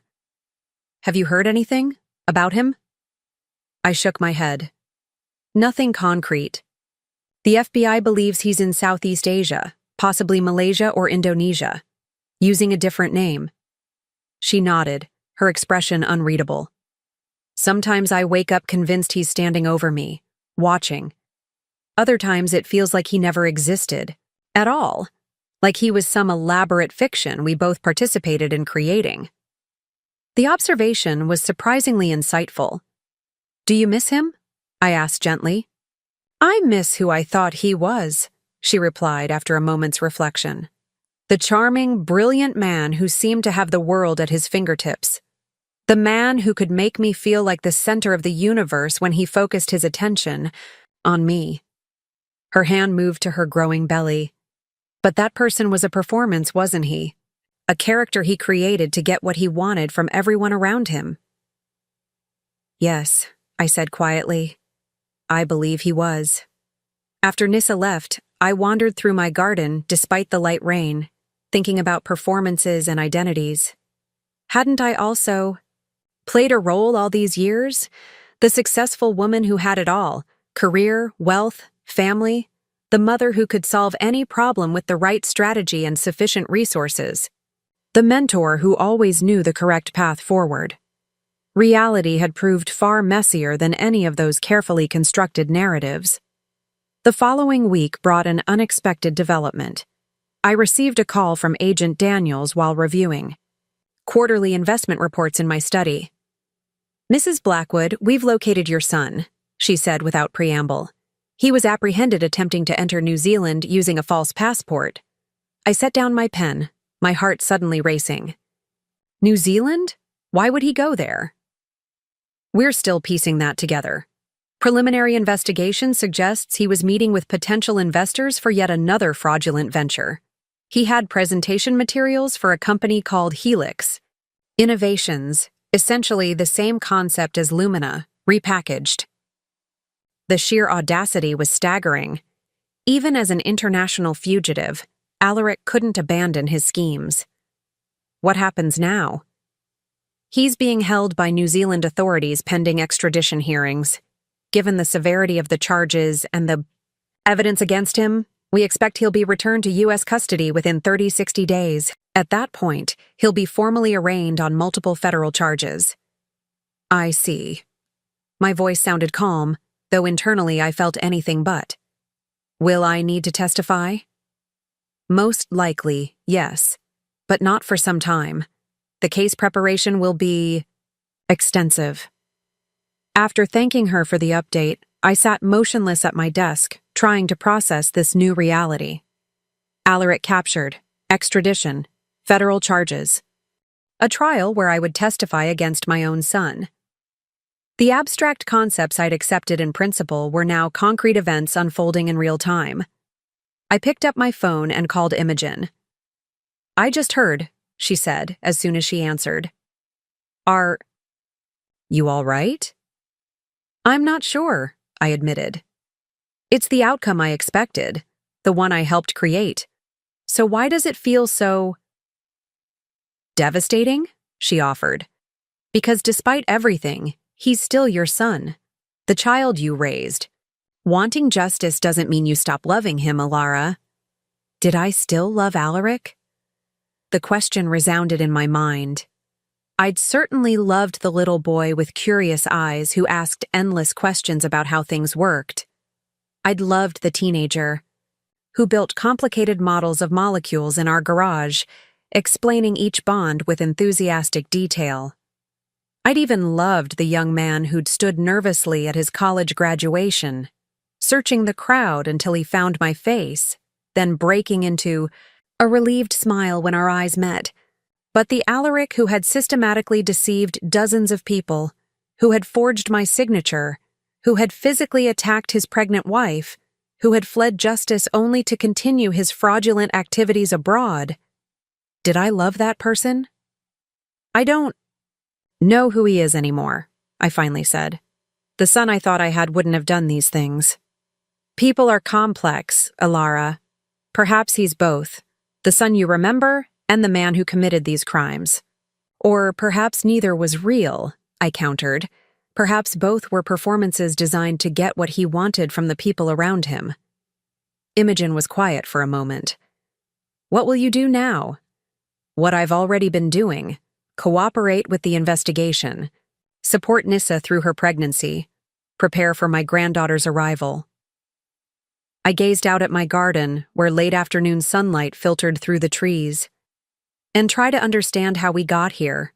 Not just Alaric's choices, but mine as, well. That evening, I pulled out old photo albums, pictures of Alaric's childhood, his graduations, family vacations. In each image, he beamed confidently at the camera, already aware of his ability to charm. Had there been signs I'd missed? Warnings I'd ignored? One photo gave me pause. Alaric at 16, standing beside the first car I'd bought him, an expensive sports model that had been wildly impractical and indulgent. I remembered my reasoning at the time. He'd worked hard in school, he deserved a reward. His father had never given him anything. But looking at the image now, I saw something I'd missed before. Not gratitude in his expression, but entitlement. Not joy at an unexpected gift, but satisfaction at a successfully executed strategy. The phone call came just after midnight. I fumbled for it in the darkness, heart pounding with the irrational fear that always accompanies late-night calls. Mrs. Blackwood? An unfamiliar voice, official-sounding despite the hour. This is Deputy Warden Morales from Auckland Central Remand Prison. I'm calling regarding your son, Alaric Blackwood. My throat tightened. Has something happened? I'm afraid there's been an incident. Mr. Blackwood was found unresponsive in his cell approximately 2 hours ago. Despite resuscitation efforts, he was pronounced dead at 11:37 p.m. local time. The words seemed to come from very far away, their meaning unclear at first. Dead? How? Was he ill? Preliminary investigation indicates suicide. A detailed inquiry is underway, but initial evidence suggests he ingested a substance smuggled into the facility. I'm very sorry for your loss, ma'am. I sat up, switching on the bedside lamp. The familiar contours of my bedroom seemed suddenly strange, as if I were seeing them from a great distance. Are you certain it's him, Alaric? Has used false identities before. His identity has been confirmed through fingerprint matching against FBI records. We're still conducting standard protocols, including DNA verification, but there's little doubt. After gathering what additional information I could, which wasn't much, I ended the call and sat motionless in my bed. Cervantes nudged my hand, with his nose, whining softly at my obvious distress. My son was dead. The brilliant, troubled, manipulative, charismatic man who had brought both joy and devastation to my life was gone. Not after a long legal process, not with the possibility of redemption or reconciliation someday in the distant future, but suddenly, irrevocably, by his own hand. I should call Nisa, I thought distantly, and Imogen. The FBI would need to be notified. Arrangements would have to be made for… What? Repatriation of his body? A funeral? The practical concerns seemed trivial compared to the hollow ache expanding in my chest. Dawn found me still sitting upright in bed. Cervantes curled. Against my side, photos of Alaric scattered across the covers. Outside my window, the first birds began their morning songs, oblivious to the fracture that had just occurred in my world. My son was gone, and with him, any possibility of answers, explanations, or eventual understanding. The New Zealand authorities released Alaric's body 3 weeks later. I arranged for cremation rather than repatriation, a decision that felt both practical and symbolic. After all, the man I had known as my son had disappeared long before his physical form. What remained now was only the shell that had housed his brilliant, troubled spirit. When the small wooden box containing his ashes arrived at my home, I placed it on the mantel temporarily, unsure of what final disposition would be appropriate. There it sat, a mute testament to a life ended too soon, to potential squandered, to questions that would forever remain unanswered. The official investigation confirmed suicide. Alaric had somehow obtained a lethal combination of drugs, likely through the same network of criminal connections he'd utilized to flee the country. A brief note was found, addressed simply to those concerned. It read, "The game has reached its natural conclusion. Some players are not meant to be captured." No personal messages, no expressions of remorse, no final words for me or for Nissa or for the child he would never meet. Just a cold assessment of his circumstances as if his life had been nothing more than an elaborate chess match. The FBI's investigation continued despite his death. The extent of his fraudulent activities proved even more extensive than initially suspected, spanning nearly a decade and involving shell companies across multiple countries. Agent Daniels visited me at Rose Hill one afternoon in early August, bringing files documenting the elaborate web Alaric had constructed. "We've located approximately 60% of the misappropriated funds," she explained, spreading documents across my dining table. "The rest appears to have been spent on maintaining his lifestyle or transferred to accounts we haven't yet identified." I studied the complex flowcharts tracing money movements between entities with exotic-sounding names: Azure Horizon Holdings, Quantum Vista Partners, Meridian Ascent Group. The last one made me pause. "He named one after my company," I noted. Agent Daniels nodded. "We've found several instances where he deliberately utilized elements of your business history to lend credibility to his schemes. References to your patents, modifications of your corporate structure, even testimonials attributed to your former executives, though most appear to be fabricated." The calculated nature of it all felt like a fresh wound. Not content with taking my financial support, Alaric had appropriated my life's work, twisting it to serve his deceptions. "Several victims have inquired about civil recovery," she continued carefully. "They're aware of your resources and your relationship to Alaric. They want me to cover his debts," I translated, not entirely surprised, even though I was a victim myself. "Some have suggested that your support over the years enabled his activities, yes. Their attorneys are exploring whether that creates any liability." She held up a hand at my expression. "I'm not saying they have a case, just that you should be prepared." I was prepared. Imogen had already warned me of this possibility and had assembled a legal team specializing in financial fraud defense. What I wasn't prepared for was the emotional toll of seeing my son's entire adult life reduced to a criminal investigation, a paper trail of deception, manipulation, and calculated cruelty. "There's one more thing," Agent Daniels said, extracting a final folder from her briefcase. We found this in a safe deposit box in Singapore. It appears to be a journal of sorts, though not a traditional diary. More like notes to himself about strategies and observations. She slid the folder toward me.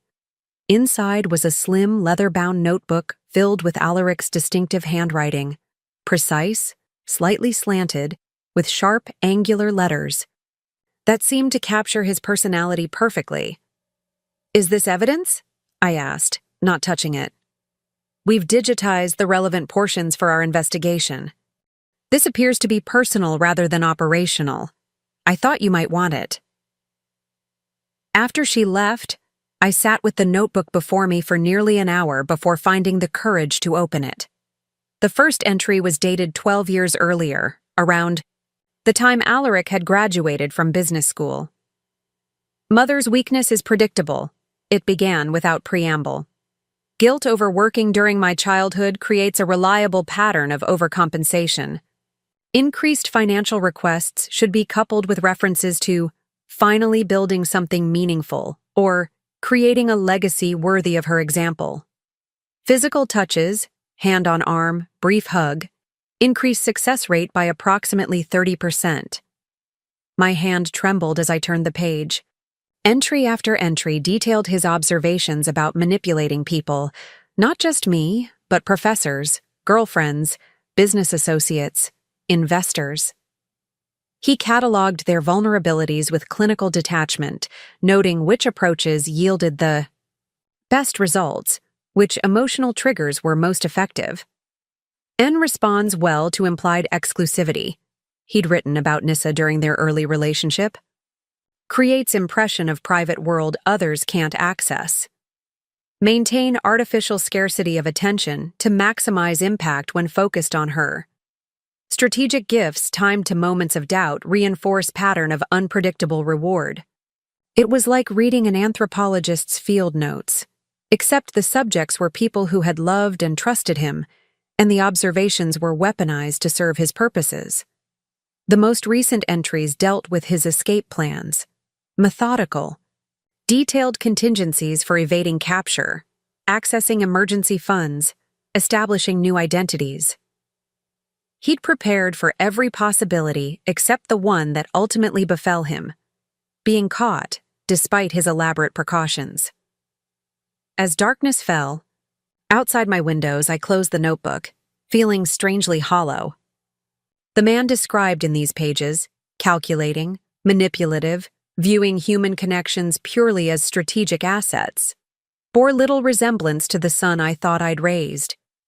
Yet the evidence of his true nature was undeniable, written in his own, and I poured myself a glass of wine and carried it out to my garden terrace. The August evening was warm and fragrant with late-blooming roses. Fireflies blinked in the deepening twilight, their ephemeral lights appearing and disappearing like brief moments of clarity in an otherwise confusing existence. My phone chimed with a text from Nisa. "Ultrasound tomorrow at 11. Would you like to come?" "Yes," I replied without hesitation. "I'll meet you there." 26 weeks into her pregnancy, Nisa had settled into a kind of cautious optimism about her future. The revelation of Alaric's death had affected her strangely, not with grief exactly, but with a mixture of relief and disorientation. "It's like waking up from an intense dream," she'd said when I told her. "Everything that seemed so urgent and significant suddenly isn't." The next morning, I met her at the Women's Health Center, where we watched together as the ultrasound technician captured images of my granddaughter, her perfect spine curving gently, tiny hands opening and closing, the miraculous 4 chambers of her heart beating steadily. "Would you like to know the measurements?" the technician asked, moving the wand across Nisa's rounded belly. "Everything looks right on track for 26 weeks. As she recited numbers, femur length, head, circumference, estimated weight, I found myself thinking about how we measure a life. Alaric had measured his in acquisitions, in successful manipulations, in elaborate schemes executed. I had measured mine in professional achievements, in wealth accumulated, in problems solved. But perhaps those weren't the measurements that truly mattered. After the appointment, Nissa and I walked to a nearby cafe for lunch. She moved more slowly now, one hand resting on the curve of her abdomen, the other occasionally touching her lower back to ease the discomfort of shifting. Balance. "Have you decided on a name?" I asked as we settled at an outdoor table beneath a striped awning. "I'm considering Lyra," she replied, adjusting her position to accommodate her changing body. "It means the harp in Latin. It's a constellation of stars." She smiled slightly. I like the musical connection, and the idea that even in darkness, there are patterns of light to guide us. "Lyra," I repeated, testing the sound. "It's beautiful, strong but gentle. Like I hope she'll be." Nisa stirred her iced tea thoughtfully. "I've been thinking about how to tell her about her father someday. What to say when she inevitably asks." It was a question I'd been pondering as well. How do you explain a man like Alaric to the child who will carry his genetic legacy, but never know his touch? "I think," I said carefully, "that you tell her the truth, in age-appropriate ways. That her father was brilliant and charismatic, but made choices that hurt people. That she comes from him but isn't defined by him." Nissa nodded. "And that she has a family who loves her regardless of where she came from."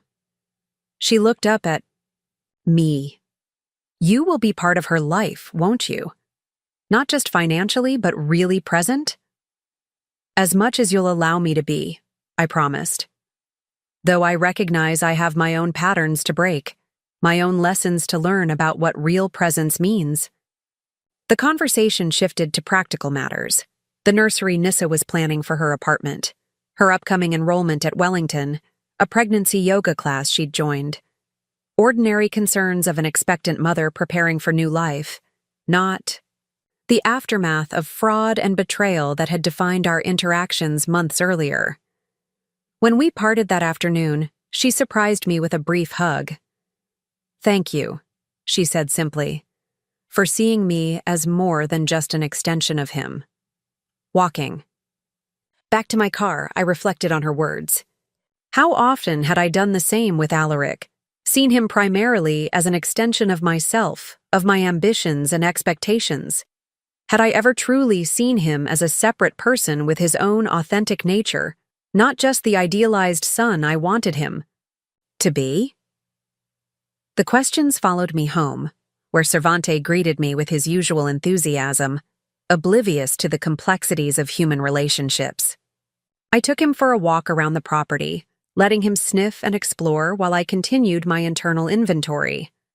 For years, I'd measured my success as a mother by Alaric's achievements, his grades, his college acceptance, his business ventures.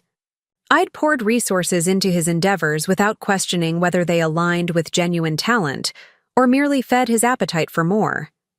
I'd substituted financial support for the harder work of honest communication and appropriate boundaries. And when he'd faltered, I'd seen it as a reflection on my parenting rather than a consequence of his own choices.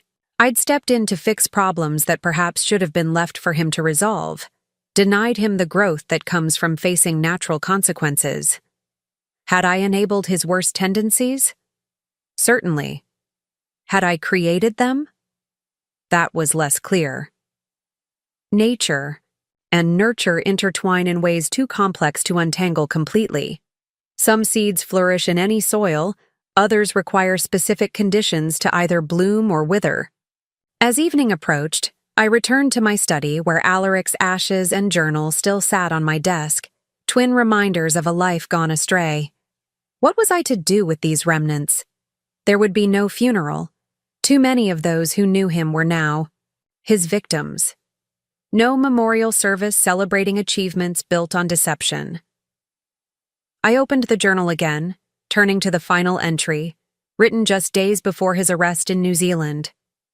The handwriting was more hurried than his usual precise script, the words slanting sharply across the page. "Mother has finally shown her true colors," he'd written. "All the years of pretending to support my vision, only to betray me when it matters most." Her sanctimony is laughable, as if her pharmaceutical empire wasn't built on the same principles of calculated risk and creative representation of facts. The only difference is she never got caught. I closed the book, a profound sadness washing over me. Even at the end, he'd been unable to recognize the fundamental distinction between building something of genuine value and creating elaborate facades, between taking business risks and perpetrating fraud, between imperfection and criminality. And perhaps that was the true tragedy of Alaric's life, not just the harm he'd caused others, but his inability to discern authentic worth from surface appearance, real connection from strategic manipulation. That night, I dreamed of Alaric as a child, building an elaborate sandcastle at the beach.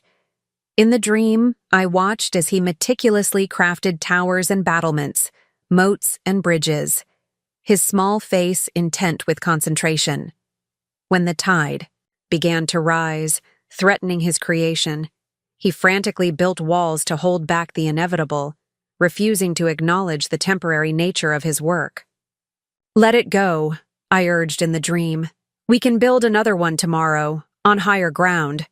But he wouldn't listen, becoming increasingly desperate as the waves approached, until finally the entire structure collapsed beneath the relentless water, leaving nothing but smooth sand where his castle had stood.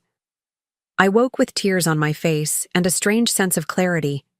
Alaric's life, and my relationship with him, had been built on shifting sand, elaborate constructions that could not withstand the tide of truth. Now that they had washed away, perhaps something more authentic could be built on firmer ground. The morning brought a call from Imogen. "The first civil suits have been filed," she informed me. 3 investors naming you as a co-defendant, claiming negligence for not recognizing and reporting Alaric's fraudulent activities sooner. "Can they prove I knew or should have known?" I asked, already anticipating the answer. "Not likely, but they're hoping for a settlement rather than protracted litigation. It's a common strategy in these cases. Sue the deepest pockets connected to the principal defendant." "What do you recommend?" She hesitated. "From a purely legal perspective, fight it. You have strong defenses and documentation of your own. Victimization. From a practical and emotional standpoint, a structured settlement might allow you to close this chapter more quickly, though it would be substantial." "How substantial?" "Preliminary estimates suggest around $3 million total across all potential claimants." The sum was significant, but not devastating to my financial situation. More importantly, it represented a choice: fight for years to prove my innocence, or accept a measure of responsibility, warranted or not, and help make Alaric's victims whole. Draft settlement terms, I decided, but with conditions. The funds go into a victim restitution trust, not directly to the litigants. And I want transparent verification that the money reaches those who were actually harmed, not just the attorneys or the most aggressive claimants. "Are you sure?" Imogen asked. "This could be interpreted as an admission of culpability." "I'm not concerned with interpretations. I'm concerned with ending a cycle of harm." I paused, considering my next words carefully. "The truth is, I did fail, Imogen. Not in the legal sense they're claiming, but in a more fundamental way. I had opportunities to see who Alaric really was, to set boundaries that might have limited the damage he could cause. Instead, I enabled patterns that eventually harmed many people. After we hung up, I fed Cervantes and then wandered into my garden with a cup of coffee. The morning sunlight filtered through the maple trees, creating dappled patterns on the stone pathway. In a few months, Lyra would be born into this complicated legacy, carrying Alaric's DNA but not his choices, connected to a grandmother who had made her own share of mistakes. What would I teach her about money and worth, about integrity and success, about the difference between appearance and substance? The questions felt weightier now, knowing I had a second chance to get it right. That afternoon, I made 2 decisions. First, I contacted a wealth management specialist about establishing a trust for Lyra. Not an outright inheritance that might foster entitlement, but a structured fund for education, healthcare, and eventually seed capital for her own endeavors, provided she demonstrated responsibility and purpose. Second, I took Alaric's ashes to the small lake at the edge of my property. No ceremony seemed appropriate, no words adequate to encompass the complexity of our relationship. Instead, I simply opened the box and scattered the gray dust across the water's surface. The particles floated briefly, then slowly sank beneath the gentle ripples, returning to the elements from which they came. The journal I kept, not as a monument to manipulation, but as a cautionary record of what happens when brilliance becomes untethered from empathy, when success is measured only in acquisitions rather than connections, when life becomes a game, to win rather than a journey to share. September brought cooler temperatures and preparation for transition. Nisa enrolled in her architectural design program, moved to a more suitable apartment closer to campus, and began transforming a small, second bedroom into a nursery. I found myself increasingly involved in these practical aspects of anticipating Lyra's arrival, researching safety ratings on car seats, accompanying Nisa to childbirth education classes as her support person, helping to assemble furniture for the nursery on weekends. These ordinary tasks felt unexpectedly meaningful, grounding me in a way that my previous achievement-oriented life had not. There was something profound in the simplicity of preparing for new life, a direct connection to what truly matters that had often eluded me in boardrooms and business negotiations. One evening, as Nisa and I finished painting the nursery walls, a soft sea green color, she paused, brush in hand, and looked at me thoughtfully. "You know what's strange?" she said. "For years, I defined myself primarily as Alaric's wife, the perfect partner, the elegant hostess, the supportive spouse. I thought that was the role that gave me value." She made a final brushstroke along the baseboard. "But now, preparing to be a mother, going back to school, rebuilding my life without him, I feel more real than I ever did before. More substantial." I understood exactly what she meant. As if you're finally the protagonist in your own story, not a supporting character in someone else's. Exactly. She set down her brush and stretched her back, now prominently curved with her third trimester. Pregnancy. I think about Lyra, and I want her to know from the beginning that she's the author of her own life. That her value isn't measured by how well she performs for others or what she accumulates. A wisdom that took both of us far too long to learn, I observed. She nodded, resting her paint-speckled hands on her belly as Lyra shifted position inside her. Better late than never, though, and maybe that's the gift we can give her, the lessons we learned the hard way. As October drew to a close, bringing brilliant fall colors to the trees surrounding Rose Hill, Agent Daniels made a final visit. The FBI had concluded its investigation, recovering nearly $5 million of the misappropriated funds and identifying all of Alaric's known victims. "The case is officially closed," she told me as we walked the grounds, fallen leaves crunching beneath our feet, though some of the civil litigation will likely continue for years. "And the victims? How many were there in total?" 34 individuals and 4 institutional investors. Most will receive partial recovery through asset seizures and your settlement contribution. She paused beside an ancient oak tree, its branches now nearly bare against the autumn sky. "I've worked financial fraud cases for 15 years, Mrs. Blackwood." Usually by this point, family members are still in denial, still defending the perpetrator, still claiming there must be some misunderstanding. "I passed through that stage," I admitted, "but the evidence became too overwhelming to ignore. It takes courage to accept difficult truths, especially about those we love." She hesitated. "If you don't mind my asking, how are you doing now? With all of this?" The question was unexpectedly personal coming from the typically professional agent. I considered it seriously before answering. I'm learning to separate grief from guilt, I said finally. To mourn the son I thought I had, while accepting that the man he became was shaped by his own choices as well as my failures. To recognize that loving someone doesn't mean excusing or enabling their worst behaviors. I glanced toward the house, where photos from happier times still sat on shelves and mantels. And I'm trying to focus on the future rather than the past. My granddaughter will be born next month. She represents a new beginning, a chance to apply the wisdom gained through painful experience. Agent Daniels nodded. That's a healthy perspective. Not everyone finds their way there. As she prepared to leave, she offered one final observation. In my experience, those who cause the greatest harm are often those with the greatest potential for good.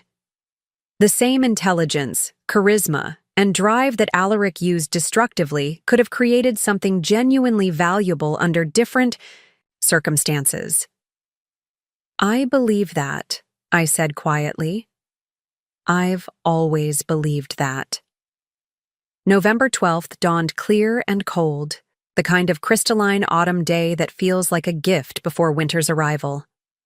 I was in my study reviewing Nisa's most recent architectural design project, a community center with innovative, sustainable features, when my phone rang.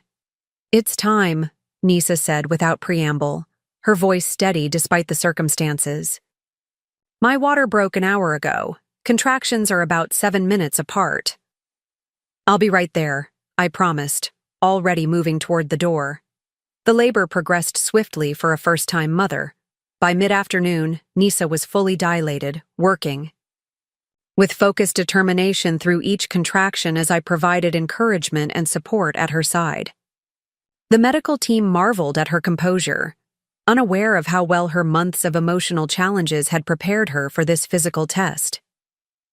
At 5:17 p.m., Lyra Elaine Blackwood entered the world with a powerful cry, her tiny fists clenched as if ready to take on life's challenges from her very first breath.